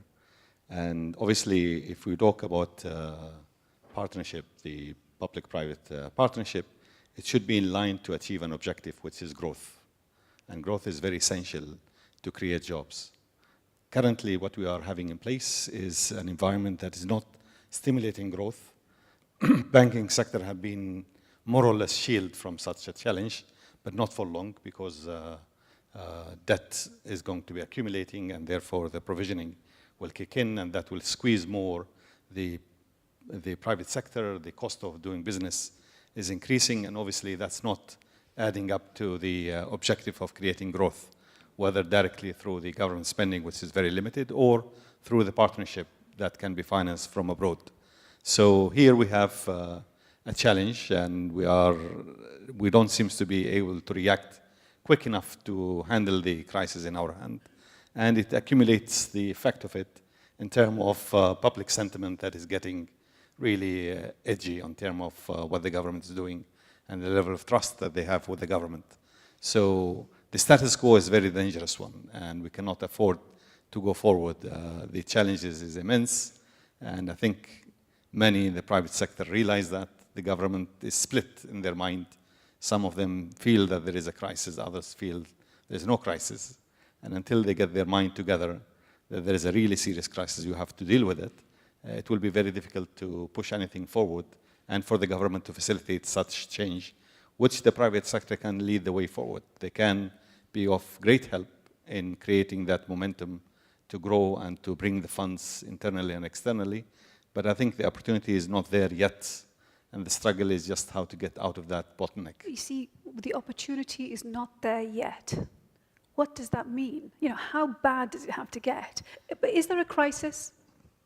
Yes. I mean, this is crisis point, right? That's it. So it seems that if it's not broken, don't fix it, and that's where but we are it's currently. Broken. So to some, no. You know, is it a case of defaulting on paying To back some, the loan? You know, what is that thing? I think what will really tip the whole thing into action is public unrest, unfortunately. And this is just too much to ask for, and you really don't want to deal with it at that point. You want to prevent it, and currently what's happening, it's building up the momentum of pressure underneath. And that's going in that direction because it seems that not many are happy with what they are doing. The private sector is not happy with the status quo. The government is not happy with what they are doing among the different departments, and the public is at odds with what's going on. They get conflict signals, and they are really unhappy with what's going on. With Tanfeed, there was a lot of hype and high expectation, and you generate a new institution, and then what happened next? Honestly, I think many of us who have been part of Tanfeed or been observing on the side like myself, don't think much will come out of Tanfeed, because Tanfeed will be hooked to the system and the system is not functioning. So to try to make a dead horse to wake up or to give them all type of doses, it's just dead horse, try to get around it and move on. And apparently we're stuck in that position. But you see, that's why at the beginning of this, my question is, we know that something is stuck. The system isn't working. What can you do to sidestep the system and move forward? I think from my perspective, I think there's a big elephant in the room, and I might as well just talk about it. I go back to what my parents told me: if you can't change your friends, change your friends. So, I mean, trying to make changes with specific people in specific places, or trying to change the mindset of people in specific places, it's not going to work. So maybe there comes a time when you need to change the people themselves, and get the new mindset in, get them moving, get them to push the boundaries. I don't see the legislative process, no matter what people try to think right now of the barriers that it creates. Rahul mentioned this earlier on. You push the boundaries. You can push the boundaries, but it needs a specific mindset for you to go out there and push those boundaries. Do now, answer later. If you're working towards the public interest at the end of the day, and you're willing to push those boundaries, change will happen. But then I think that hesitation right now, with people not wanting to take decisions for the fear of accountability, is what's causing this whole process to be stagnant. And if you're worried about that, then it's time for you to change. Get someone else who's willing to take that risk, and not wait to venture out and wait for a change in law or change in the legislative process. So, Rahul, we're going to go back to you again. What is it that can happen practically? Is it a case of the private sector saying, you know what, we'll go it ourselves, we'll do certain things without waiting for a partnership or government to be involved? We stopped talking a long time ago. We just do it. So, we have to create 50,000 jobs, and we will create 50,000 jobs, whatever it takes. And we sought funding, but funding proved difficult. So we introduced a tax rate, a training levy to all our contracts. So from 1st of April in 2016, they all contributed 1.2%, which was straight from the annual contract value, and it allowed us to ring-fence money to create those jobs. So if you can't get it, find other ways to do it, and just get on with it and do it, and then you'll find your ways along the way. So what would you like to happen with the gentlemen on the panel, for example? Well, they're all real professionals, incredibly talented, and many I know very well, and just do it. Let's do it together. It's amazing what we can do and move on and drive the change. I would also like to say that, Tanfeed has its ups and downs, has its issues. Tanfeed is, as you said yourself, is a mindset. It's an opportunity realization process. It's a process. A process that doesn't start in January and finishes in December. It's a continuous process. It's about getting people together and taking decisions. So I think Tanfeed is a great start, but unfortunately the mindset, the decision-making, and some of the key enablers are still not there. So some people take it seriously, others don't, and unfortunately we need both sides. But you see, it smacks to me of a PR fail, okay? So this is an exercise in managing expectation, giving hope, providing a pathway. Going back to this morning, it's about clarity. What is the map? Where are you headed to? How are you going to get there? That's what's missing, right? Starts before that. So Tanfir is all clarity, transparency. The transparency of the crisis is not there yet. I mentioned it earlier. You read the papers, it's generally a feel-good factor. The reality is very different. Once, as a nation, we recognize the crisis we're in, the nation will respond. So transparency starts really well before the process itself. And then it is about ensuring accountability and change where change is not happening. Questions from the floor, please. Is it because you're depressed? No, really. Do you feel that you're all going to be okay? Yes. No. Is it because of cash flow problems? Is that the key, cash flow? What do you want from the banking sector then? Why isn't anybody asking a question? What do you want in terms of payback, credit, anything? Nothing? I'm sorry, but I think I have to play the devil's advocate here and say mindsets, I think, need to change from both sides. We've been talking basically about the mindset changing from the government side, but the mindset also has to change from the private sector side. Ever since 1970, the government has been giving and giving and giving. You know, in the words of JFK, hasn't the time come for us to say, ask not what the country can do for you, but what you can do for the country? Opportunities are not limited within the borders of Oman. But Mohammed, opportunities, if I may, opportunities are there even outside the borders of Oman. Have we as the private sector tried to say, okay, we have issues right here, we have regulation issues, etc., but how about the opportunities that exist outside the borders of Oman? Have we tried to, go after them and make them beneficial to the Sultanate of Oman? so Sorry. you could be doing more. You as the private sector could be doing more. We definitely would like to do more. We're talking about a PPP initiative, and we feel that there is probably not enough PPP going around in Oman. We've got a phenomenal success story in the electricity and water sector. We've got a phenomenal success story in what PDO has achieved out of ICV, which is nothing but an extension of the PPP. But why doesn't every other ministry do that? I understand from one of our neighboring countries where government doesn't buy any cars anymore. They lease cars. So there's business for the leasing companies. In these times, can our government afford to buy new assets, which are non-critical assets? Why can't they lease them? Isn't there business there for them? Do we need to operate and own hotels or resorts? Can they not be owned by funds or institutions or private sector and operated by them?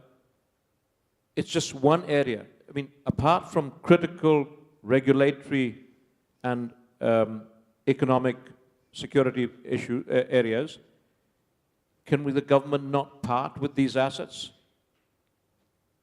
It's a question. I'm sure the private sector is equally competent to start managing or running in those areas which the government is competing or is collaborating in driving economy. So maybe the government should take a seat back and hand over certain assets or certain things to the private sector in a public-private partnership. So, I mean, the problem, of course, is that this is not a dialogue at the moment because we don't have the other party here. So it's very difficult to have a constructive These were the areas response. which are identified at Tanfid that move away. So what's keeping them from moving away? Go on then, tell us. I mean, that's the thing. You've been part of the process. What is It's it? the will. It boils down to the will of doing it. And I'm really, really hoping that But you see, by what the end is of this it that's holding them back? What is it that's holding back that key decision? procrastination, change. It's the unwillingness or the so-called fear of change. Is it that simple? I think so, because I have that. You were shaking your head earlier. I was going to answer the raised question, why don't we move outside and look at other opportunities? I think the problem here is that the crisis is in Oman. We need every single capital, every single investment, every single opportunity. We need to capture it here. The private sector doesn't have a problem going and establishing businesses in Africa or all over the world, but that's capital outflow. What we need to work intelligently is how to get the local capital in, the regional capital in, and the international capital in. By creating opportunities in the country, we are solving a lot of the social problems. The social problems we're looking at is the Omanization. Oman is getting jobs and having a reasonable life and a consistent, sustainable lifestyle going forward. This cannot happen unless you keep on the wheel of economy going, creating opportunities after opportunities. The focus on Omanization is a good thing for the country. It's a good for the people. But if we look at the human capital that we have today in the country, 88% is not Omani, 12% is Omani. And I believe as the economy cycle improves and goes forward, that formula will continue to be so, even if we are bringing in people from Omanis are graduating, because it's the nature of our population at the moment. Our human capital in all is a combination of foreign and local. So if we step back a little bit and we say, okay, let's not talk about Omanization, let's not talk about expatriates, let's talk about human capital. And how can we capitalize on this human capital? How can we make that resource effective for us?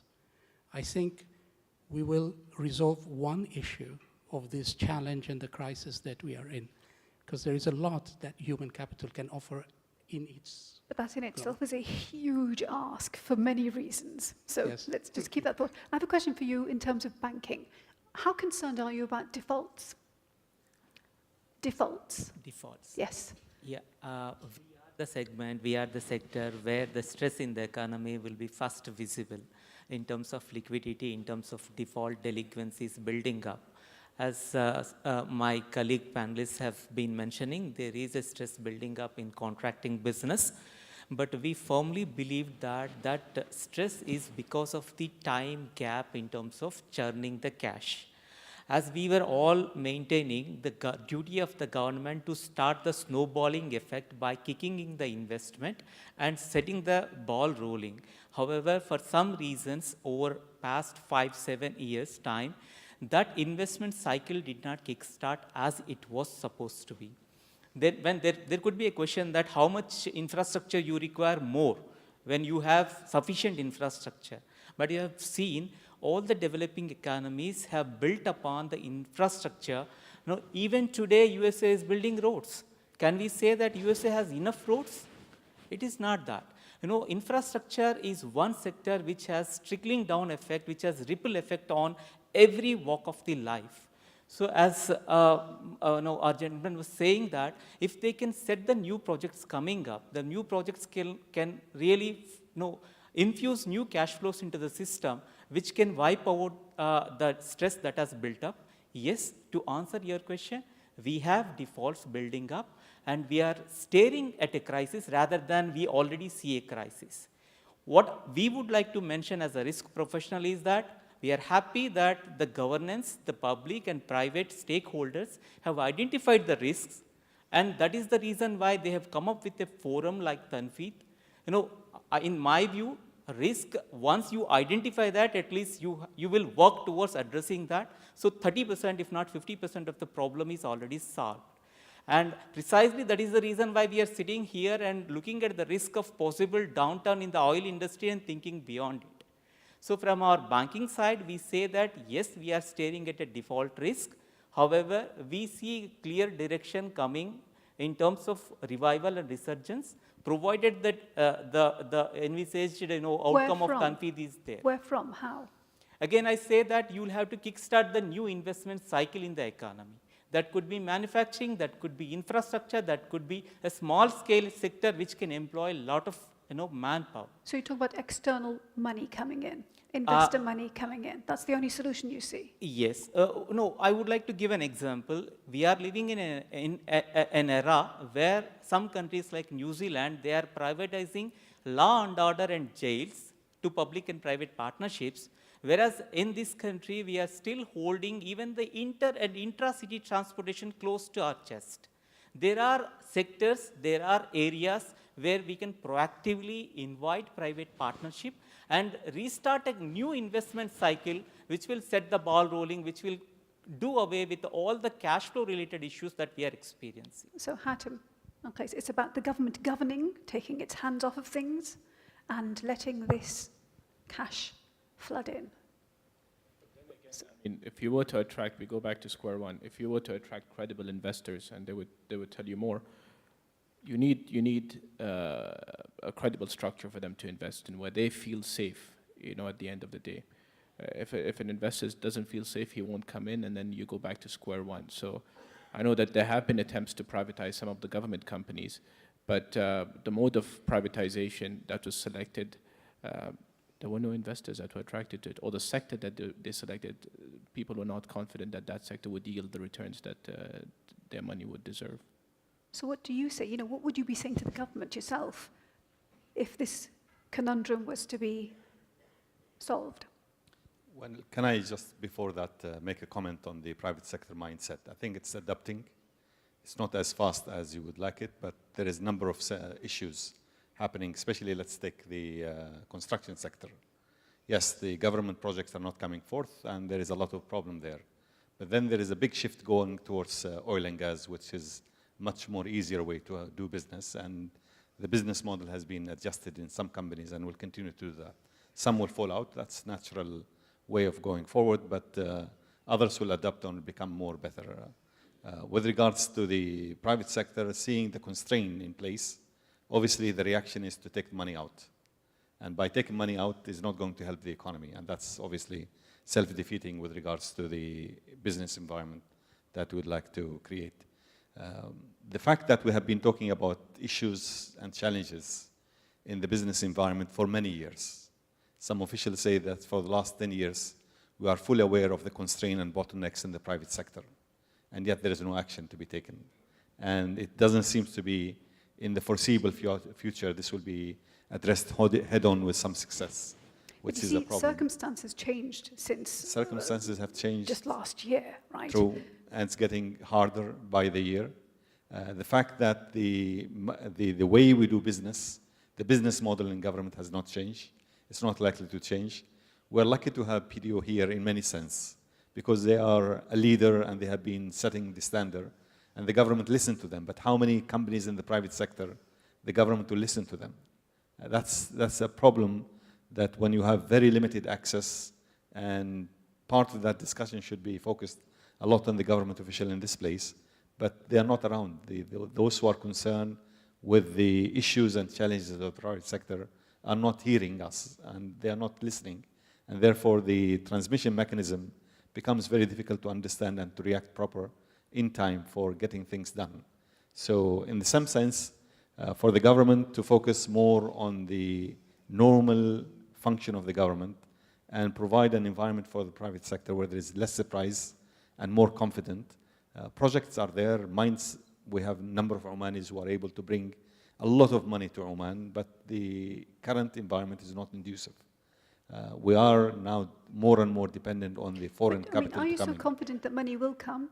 Downgrades, risk of default, all these sorts of things. It's not yet biting, because for a simple factor, it has given us quite an elusive type of feeling.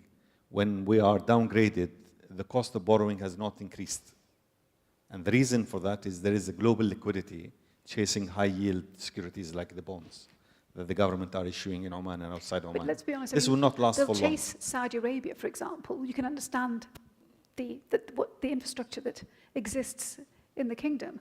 What about here, though? Is it as safe here? Well, it's again, it's not up to us to put ourselves in terms of whether we're safe or not.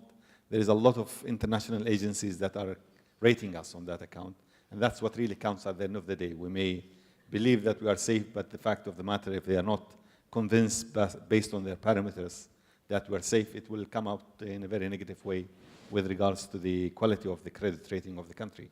So here, obviously, Oman is a small country, and it is very susceptible to international rating, and we have been for a while dealing with our problem by foreign borrowing, and that's going to be quite dangerous going forward. Your last chance to, yes, please. Any other questions? Because this is going to be it. Yes, over there, number 2, yeah. The issue here that has been raised is that of a mindset. I think of it differently. I think of it in terms of incentive structure. What is the incentive structure in a country like this? But it's not limited to Oman. It's a general problem even in developed countries. If you do something as a public official or a high-ranking person, and things go bad, you are responsible. If you take a risk, do something, and things go well, you don't get the reward. With this incentive scheme, the optimal behavior, which we call the mindset, is do nothing, because nobody will blame you. So if nobody blames you for not doing anything, people will not do anything. Now, is there a way to change this? There are 2 ways. One from the top that puts people in charge, and that's the tanfid kind of process. There might be another way, which we are pursuing at OIF, is to bring from the outside a large corporation, somebody that becomes a major investor in the country, which says, I will create thousands of jobs. And that will induce the decision makers to open up and to cater to their needs. In other words... But doesn't that have to have either the ability for this big corporation to be a decision maker with key things, regulatory issues, for example? Yeah. Because you can't move forward. But they can talk to the government, I don't want to say on the same level, but at least they will be able to exert the pressure, because they'll say, if you do this, we will reward you with this kind of benefits in terms of occupation, GDP, investment, stimulus to the construction sector, and so on and so forth. But if there's denial over the problem existing in the first place, that doesn't work. But the denial, it's always, you know, in that kind of incentive structure, denial is the optimal response. Again, it's part of the... standard, knee-jerk. Yeah. So that's why you need to break that kind of equilibrium, and you need a powerful enough incentive to counterbalance the vicious circle. So that's in other words, you need to bring somebody from the outside that gets the system, that induces the system to react in a different way. Allow me to be the outsider and say it needs to come from within. No matter what external stuff exists, you're still fighting the same problem.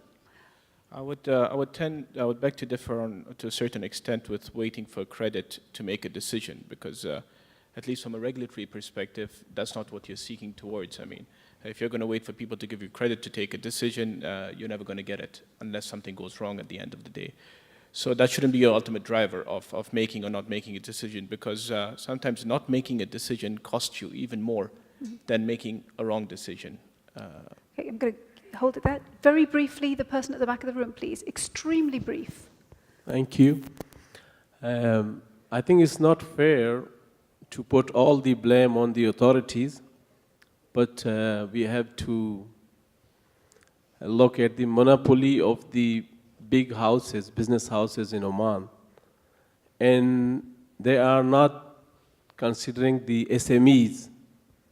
They are not ready to share the cake to the SMEs. And at the same time, the funding or the financial institutions, whenever there is a project started by any Omani. So 200% coverage is required, which is a big problem also. So I think, as we know, the SMEs are backbone of any economy. So we need some explanation or what can be done in this regard. Thank you. So 2 things. I would say, please take your conversation, continue it over lunch, because we don't have time to delve into this. The other thing is, it is the system. So whether it's government, big business, it is the system intrinsically within the way the country operates that is the issue. Would you agree with that? The system. Forget about calling it government. But the system, can be developed considering all the stakeholders. It's not one-sided. Thank you.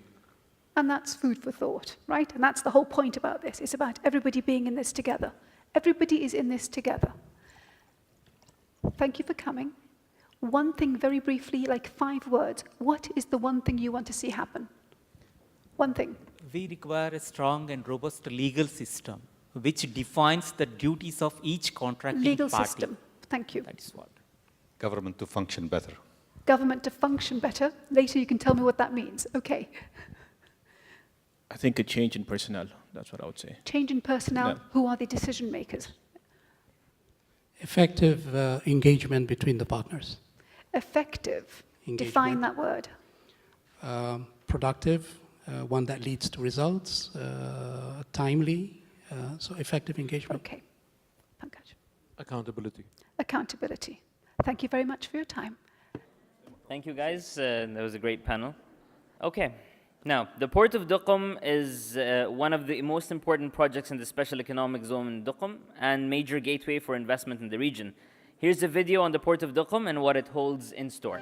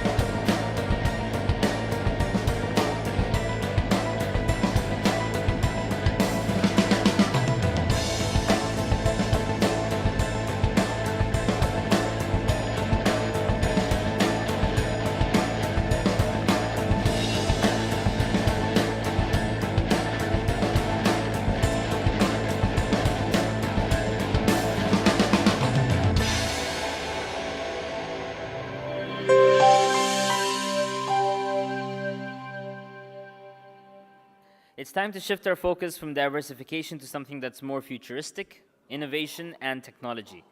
Our next presenter is Dr. Philip Beugner, is the CEO of Innovation Development Oman, or IDO. IDO invests globally in fast-growing technology companies, and Dr. Beugner was previously a Vice President of Investment and a member of the executive management team at Dubai Silicon Oasis Authority. Having started his career as a software engineer, he later moved into senior positions in investment banking, private equity, and management consulting. Dr. Beugner holds 2 doctoral degrees and an MBA, a Master in Science, and 1 in Law and Economics. His presentation is about IDO and its initiatives. Please help me in welcoming him on stage. Good afternoon. For those who remain, I'm very aware of that I'm one of 2 speakers that are between you and lunch. And in face of, I think, an hour delay, I'm going to keep it very brief. I have 4 slides for you, that's all. I'm going to run through that. If there's any questions afterwards, find me outside. And I also bring up my email address here. So I'm representing IDO, Ibtikar, Innovation Development Oman. We're trying to, so what are we doing? We acquire minority stakes in innovative companies globally to achieve financial return. And the benefit to Oman is industry or people. So we actually doing stuff. We're trying to generate return financially for the Sultanate, and we're going to give you a benefit of these people here to make SMEs more competitive, to make big industry more competitive, to bring technologies, innovations to the country so we can compete on a global level. In specific, that means growth stage companies, meaning companies that generate revenue. We invest into Omani entrepreneurs, we invest into Omani companies, but we also invest into non-Omani entrepreneurs and non-Omani companies. So we're looking at issues that are prevalent in the Sultanate. Specifically, we're looking at the life sciences, we're looking at energy and water, we're looking at food and agriculture technologies, but we also look at related stuff. Why these sectors? Because we have a good agricultural economy. We're one of the leading nations in primary care, and we want to continue supporting that. We have an energy issue. It could be better. There's some challenges to that. Most of our water is desalinated. So we're looking at these real-world industries and see if there's technologies and innovations out there in the world that make them more competitive, make us in the country better off by saving energy, saving money, or creating additional jobs. Why are we doing this? Well, we want to support an innovative ecosystem in the Sultanate. We want to show young graduates that you can do cool, innovative, techie stuff, and that there's a market in the country for it. We want to attract international companies to come to the Sultanate to build up companies and hire graduates, hire nationals, create some jobs. We're trying to be a catalyst between international companies who are looking for projects, and we go out and introduce Oman and say, hey, we got projects here, we got desalination plants, we got big farms, we got mushroom farm, we got chicken egg farm. If you have a technology that helps enhance this product, come here and look at us and maybe we can do something together. We give Omanis access to state-of-the-art technology, specifically in the life sciences. We look around the globe and see, are there solutions to diabetes, obesity, related diseases in the country, where we can, through investment, attract these technologies closer and quicker to the Sultanate to give you guys access to that. And we want to generate some return for our shareholders as well. How are we doing this? So we go out, we investigate in the Sultanate, what are the issues? We talk to industry, we talk to individuals, we talk to SMEs, we talk to some of the bigger corporations and say, what is your issue? How can we help you solve your issues? Fresh drinking water, agricultural water is an issue. The groundwater is getting salty and saltier over the last couple of years. How are we going to solve this? Is there any technology out there that helps us to retain fresh groundwater? Lifestyle diseases, obesity, diabetes, a huge issue in the country. So we go out and look internationally, how do other nations solve these issues? How they treat obesity? How they treat diabetes? Are they using technology? Are they using other innovative solutions in different treatments? How are they coping with the same issues? And then come back here to the country and see how can we implement that. Availability of doctors. There's lots of Omani doctors. Many of them, unfortunately, are abroad. There's lots of great, talented doctors abroad who say, I don't mind coming to Oman for 6 months and practicing there. We're trying to give them a platform to do that. Safety and serving efficiency. The power lines in the country are mostly served by helicopter. I've been told it costs about $20,000 to run a helicopter crew to run through these remote areas where the cables are laid. We can do this nowadays with drones. We just have to get the technology here, get the right software programmers, get the right people to build the drones, program them, and have them run for a couple dollars an hour and save huge amounts of money. Same thing for oil and gas sector. Lots of helicopter use, lots of very expensive, bulky, old-style technology trying to make the place more safer. There's some very smart technologies out there, cheaper, more advanced, that can help us get our oil and gas sector even more safe. Food spoilage is an issue. We have a great fishing industry, but not all the fresh fish reaches the market. We're looking at technologies to increase the shelf life of fish, the shelf life of fruit, so we get more of that fresh produce to the market, and potentially also increase the longevity of these products so we can export fresh fish to Japan, to Europe, fresh fruits to other countries without having them spoiled.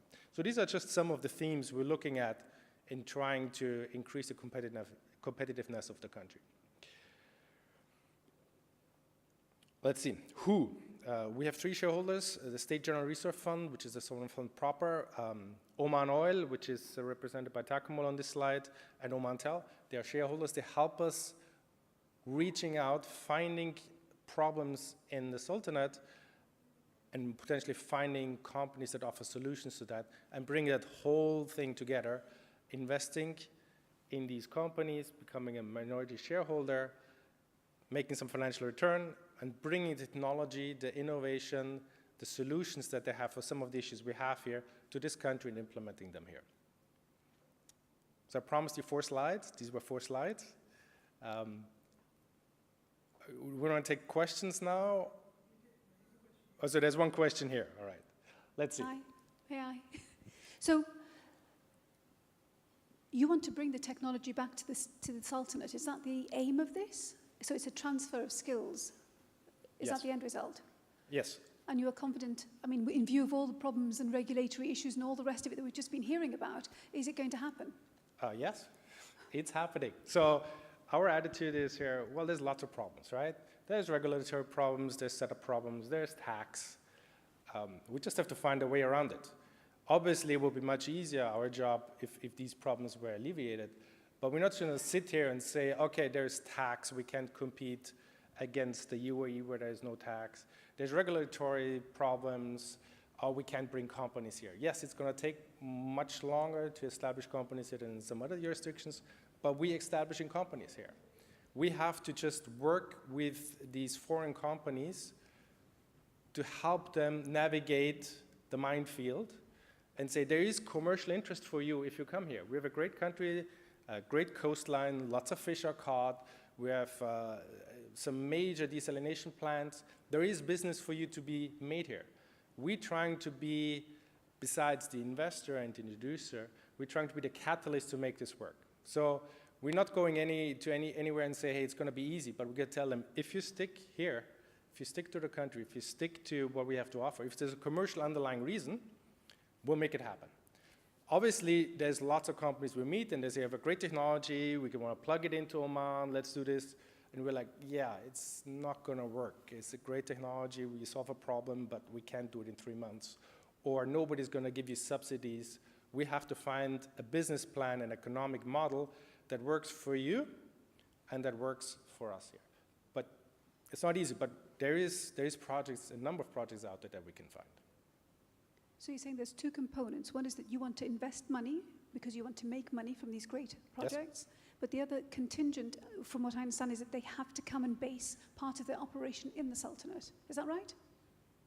So if they didn't want to come... Yes and no. So the lure is we're going to invest in your company, but you're going to look at Oman and we're trying to find a business case for you. not necessarily a business setup. But maybe you have a great medical device that alleviates lots of issues with diabetes, and you're a US company. You're not going to move to Oman because you have a global business. But maybe we can entice you to bring your device to Oman, put it into some of the clinics here, and give the people here first access to that solution. It's not necessarily about moving companies from A to B. It's about giving the country access to these state-of-the-art technologies. Most of that will come to Oman eventually. You know, first these go then to the UK, then they'll go to Germany, and at some point these companies say, let's do some business development in the Middle East. They'll probably go to the UAE, and then they're going to access Saudi Arabia, and then they're going to do the rest of the GCC. We want to accelerate that development by going directly to these companies and say, you're a US company, you are a UK company, you're a company in China, you want to grow internationally, have you ever thought of Oman? And the question is usually, no. So we say, well, hey, think about Oman, we can, make some introductions, we have 4 million people, we have a great country, we have some mountains, we have some oceans. Test your drones in Oman, test your fishing equipment in Oman. You have electric boats? Well, we got lots of ocean. Why don't you try to implement them here, etc. And that's the themes we're trying to build with some of these companies. And honestly, we see 300 companies a year, and for 280, that's not a proposition. But for 20, they say, well, maybe never heard of it, never thought about it, but now that you talk about it, maybe it makes sense. And these are the business cases that we follow and attract to come here. And it's not easy, but it's not impossible. So we have something to offer for some of these companies out there in the world, and we're trying to be the catalyst for that.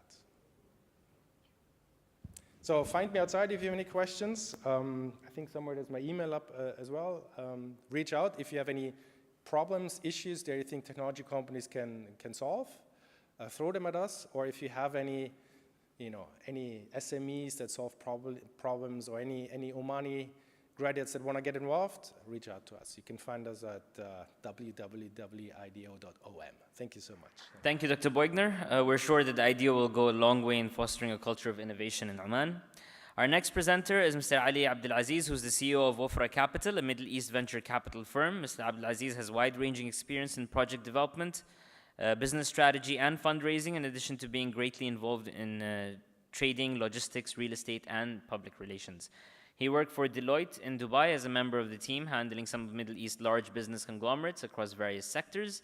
And Mr. Abdulaziz holds a bachelor's degree in finance from the University of Balamand and an American real estate brokerage license from the state of Michigan. His presentation is titled The Exponential Age. Thank you for those that remain. First, I'd like to thank OER for giving me this opportunity. And as a note, all the statistics that will be coming up on the slides are courtesy of American data firm CB Insights.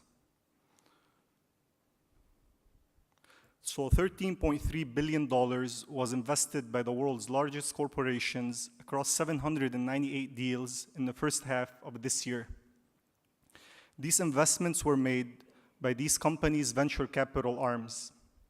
So what are these corporate VCs investing in? They are investing in startups that are leveraging exponential technologies. Who are these companies? If we take a look at the list here, these are the 100 most active corporate VC funds. Atop the list is GV, Google Ventures. So arguably, the world's most innovative corporation is investing in innovation outside the company. Second on the list is GE, another very innovative company. We also have on there Qualcomm, Johnson & Johnson, Unilever, Citibank, Airbus, AXA, etc. So many big corporations, as well as Caterpillar as well. So why are these big corporations, why are these giant wealthy corporations investing in startups? Why are they investing in exponential technologies? The main reason for that is to prevent disruption. And when I say exponential technologies, I'm not referring to technology in the sense, or in the traditional sense, as in computers and communications. Today, digitization is proliferating across the economic landscape, and every industry is getting digitized. So whether you are in manufacturing, in healthcare, in banking, or in any other sector, technology should be your focus. Every industry today should be focused on technology, because that's where the main factor that will disrupt your current business model be. So according to a study by the Olin School of Business, 40% of Fortune 500 companies today will not be there in 10 years. They will not be on the Fortune 500. And some of them will not even exist. We've seen some models of these companies that cease to exist today. 68% of Fortune 500 companies that are investing in technology today are non-tech companies. If we take a look at this list here, this is a breakdown of the Fortune 500.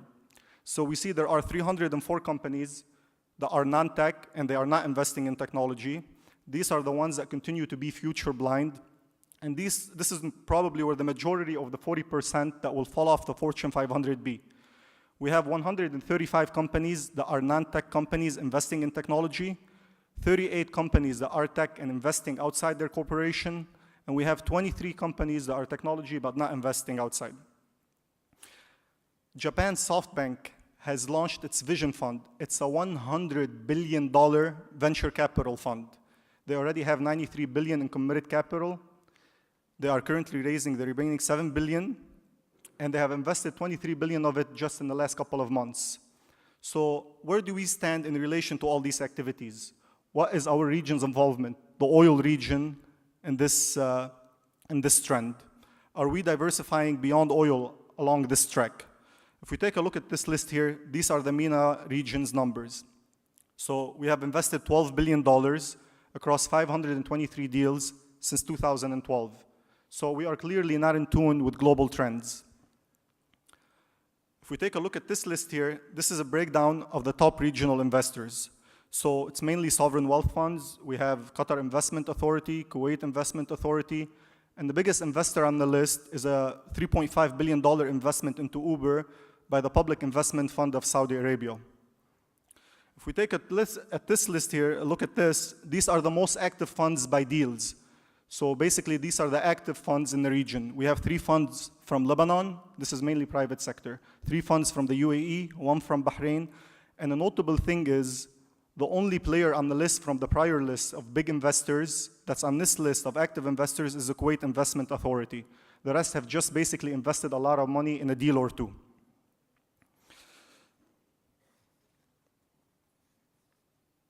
So we are obviously not doing enough. And if we notice, Oman is not on either list. Philip just spoke ahead of me. They are doing something along this line, and this is a move that should be encouraged. And there should be more activity along this line in the private sector. So we are not investing enough in exponential technologies. Now, what are exponential technologies? This here is my list of the 10 exponential technologies. The power of these technologies is they are converging. They are all coming together. So the list says biotechnology, material science, artificial intelligence, renewable energy, the Internet of Things, robots and drones, 3D printing, computing and big data, virtual and augmented reality, and the codification of money and weapons. Now, as I said, these technologies are converging trends. So basically, any innovation you have today, it's at the intersection of 2 or more of these technologies. And if you want to curate this list and just focus on the big 3 are the first 3: biotechnology, material science, and artificial intelligence. Today in the technology world, there has been a term that's been coined, an acronym that's been coined for these 3. It's a GNR: genomics, nanotechnology, and robotics. So GNR, in relation to the prior list, genomics is a part of biotechnology, nanotechnology is entwined with material science, and robotics is really, the power of it is when you have artificial thinking. So today, these are the trillion-dollar industries that are just erupting. An expert might be reasonably good at predicting one of the exponential technologies, let's say the Internet of Things, but try to predict the future when all these 10 technologies are recombining, morphing, and doubling at the same time. We have a very exciting future ahead of us. What happens when you have all 10 exponential technologies exploding onto a scene at once? We have unexpected convergent consequences, where it becomes really, really difficult to predict. So why does this seem so overwhelming? Why do we feel that things have changed so fast all of a sudden? The reason for that is, naturally, we are linear thinkers. And throughout history, we have lived in a linear world until recently, when the world transitioned into the exponential age. So the best way to explain the difference between linear and exponential is an analogy made by renowned futurist Ray Kurzweil. Kurzweil says that 30 steps in the linear model, 1, 2, 3, 4, 5, and so on, will get you to step 30 at number 30. While taking 30 exponential steps, where you're doubling as you go, you're going 1, 2, 4, 8, and so on. At step 30, you are at 1 billion. So this is the difference between exponential and linear. It's a difference of 30 to 1 billion. Linear growth is 10% growth. Exponential growth is 10 times bigger. So it's a difference of 10x versus 10%. So what do any of us do when we want to attain an increase in market share or an increase in revenues? We all do what we've been linearly trained to do. We cut costs, use more aggressive marketing strategies, maybe even try to get better value for money by hiring better talent. We can even try to cut our margins so we sell more quantity, increase the input by working on nights and weekends. And if we are successful in implementing such a model, we will end up with a 10% increase in revenues or a 10% increase in market share. On the other hand, an exponential model, to use a cliche here, it's really thinking outside the box. It's really looking at the problem from a different perspective. It's trying to leverage exponential technology to solve the world's grand challenges. Today, due to the power of technology, anyone can solve any problem. As the founder of X Prize, Peter Diamandis, says, the world's biggest problems are the world's biggest business opportunities. So if we take a look at this list here, this is a visual example of the difference between linear model and an exponential model. If we look at the yellow line is a successful linear model where it's growing 10 to 15% on a yearly basis. The green one is the exponential model. We can see that when you first get digitized, you're very slow to take off. Even though it's exponential, but you're going 0.00001 times 2, which is only 0.0002. So as you go, when you hit number 1, it takes you a while to get there, but when you hit the number 1, you're only 30 steps from a billion. At this point, you're still in the blind spot of your competitor. But as soon as you start to explode from there, by the time you are on their radar, and by the time the lines intersect, it's already too late for them. You had already disrupted their business model. And from here, you will continue your exponential growth, and you can see the difference there in the disruption.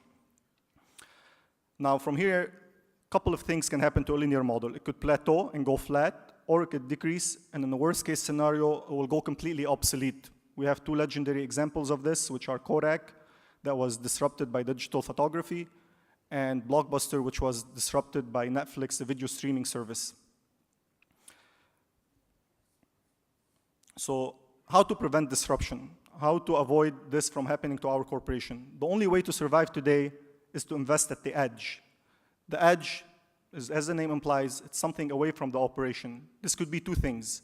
One thing could be investment in startups, but it could also be internal R&D. The way this happens is, and this is what all the big companies are implementing, you have to take the best talent, invest your best resources, and keep them completely away from the operation, away from the corporate culture. And you have to implement an iteration model. Iteration is basically repeated experimentation, where basically every idea is encouraged, failure is even encouraged. Basically, there is no fear of failure, and where there's repeated experimentation, where something, if it succeeds, it goes to the next stage. If it's not succeeding, you just kill it off immediately. And as you start to do this, if it's implemented correctly, you have iteration, you have invested the right amount of money, and you have invested the right talent, innovation will begin to spark at the edge. As innovation begins to blossom into products and services, the company will begin to pivot towards the edge. Eventually, the edge will intercept the market, it will intercept the consumers, and the edge will eventually become the center of gravity for the company. At this point, you have to invest again at the edge, because this is just the formula of scale versus innovation. It's very difficult. I don't want to say impossible, but it's almost impossible to have innovation and scale at the same time. Due to many reasons, we all know, we've all worked in big companies, or have dealt with big companies. You have the bureaucracy, the conflicts of interest where people feel threatened by a certain project or it threatens their influence or their positions maybe. You have the decision-making bottlenecks where it just takes so long for every decision to be made. Everything takes a very long to go to the end. Also on top of this, you still have the inertia as well. So basically, it's the leanness. Startups are lean, they are nimble. It's that agility that's coupled with the talent, with the divergent thinking that leads to innovation.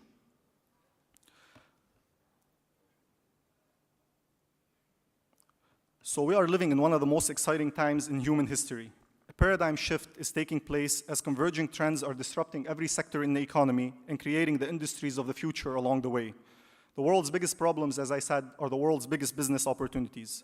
Today, we have 1 billion unidentified people. They don't have IDs. They cannot be officially employed. They cannot have formal education. They cannot travel. They cannot open a bank account or take out a loan. They are not integrated into the world economy. And this is a massive opportunity, as all the presenters ahead of me spoke about the potential in Africa. We still have 1.3 billion people without any access to electricity. 4 billion people today still do not have internet connection. 3 tech giants, SpaceX, Facebook, and Google, are giving Africans free internet. Google is doing it via hot air balloons, Facebook via drones, and SpaceX is doing it via low-orbit satellites. Why are they blanketing Africa in internet? Because they want their data. Plus, these are potential consumers. They are also potential innovators. We are expecting to have 8 billion people connected by 2025. Some optimistic studies even say by 2020. So once these people are connected, it's a game changer. They are the rising billions. Similar opportunities are still there in food and agriculture, in water, in shelter, and so on. Exponential entrepreneurs are leveraging exponential technologies to solve humanity's grand challenges. According to Abundance 360 blog, more wealth will be created in the next decade than the entire 20th century. Ladies and gentlemen, a child born into this world today will grow up into a world that's very different than the one we are in now. His parents cannot prepare him for the world he will be living in, nor will his teachers be able to, nor can any of us do so in this room. 65% of the jobs that we will have in 20 years do not exist today. Things are changing at neck-break speed and have taken us all back to square one. We have to be eager learners and do our best to catch up. The best way I know of to approach this change is to embrace it. It is very difficult for us to accept some things. However, we have no choice but to keep an open mind about it.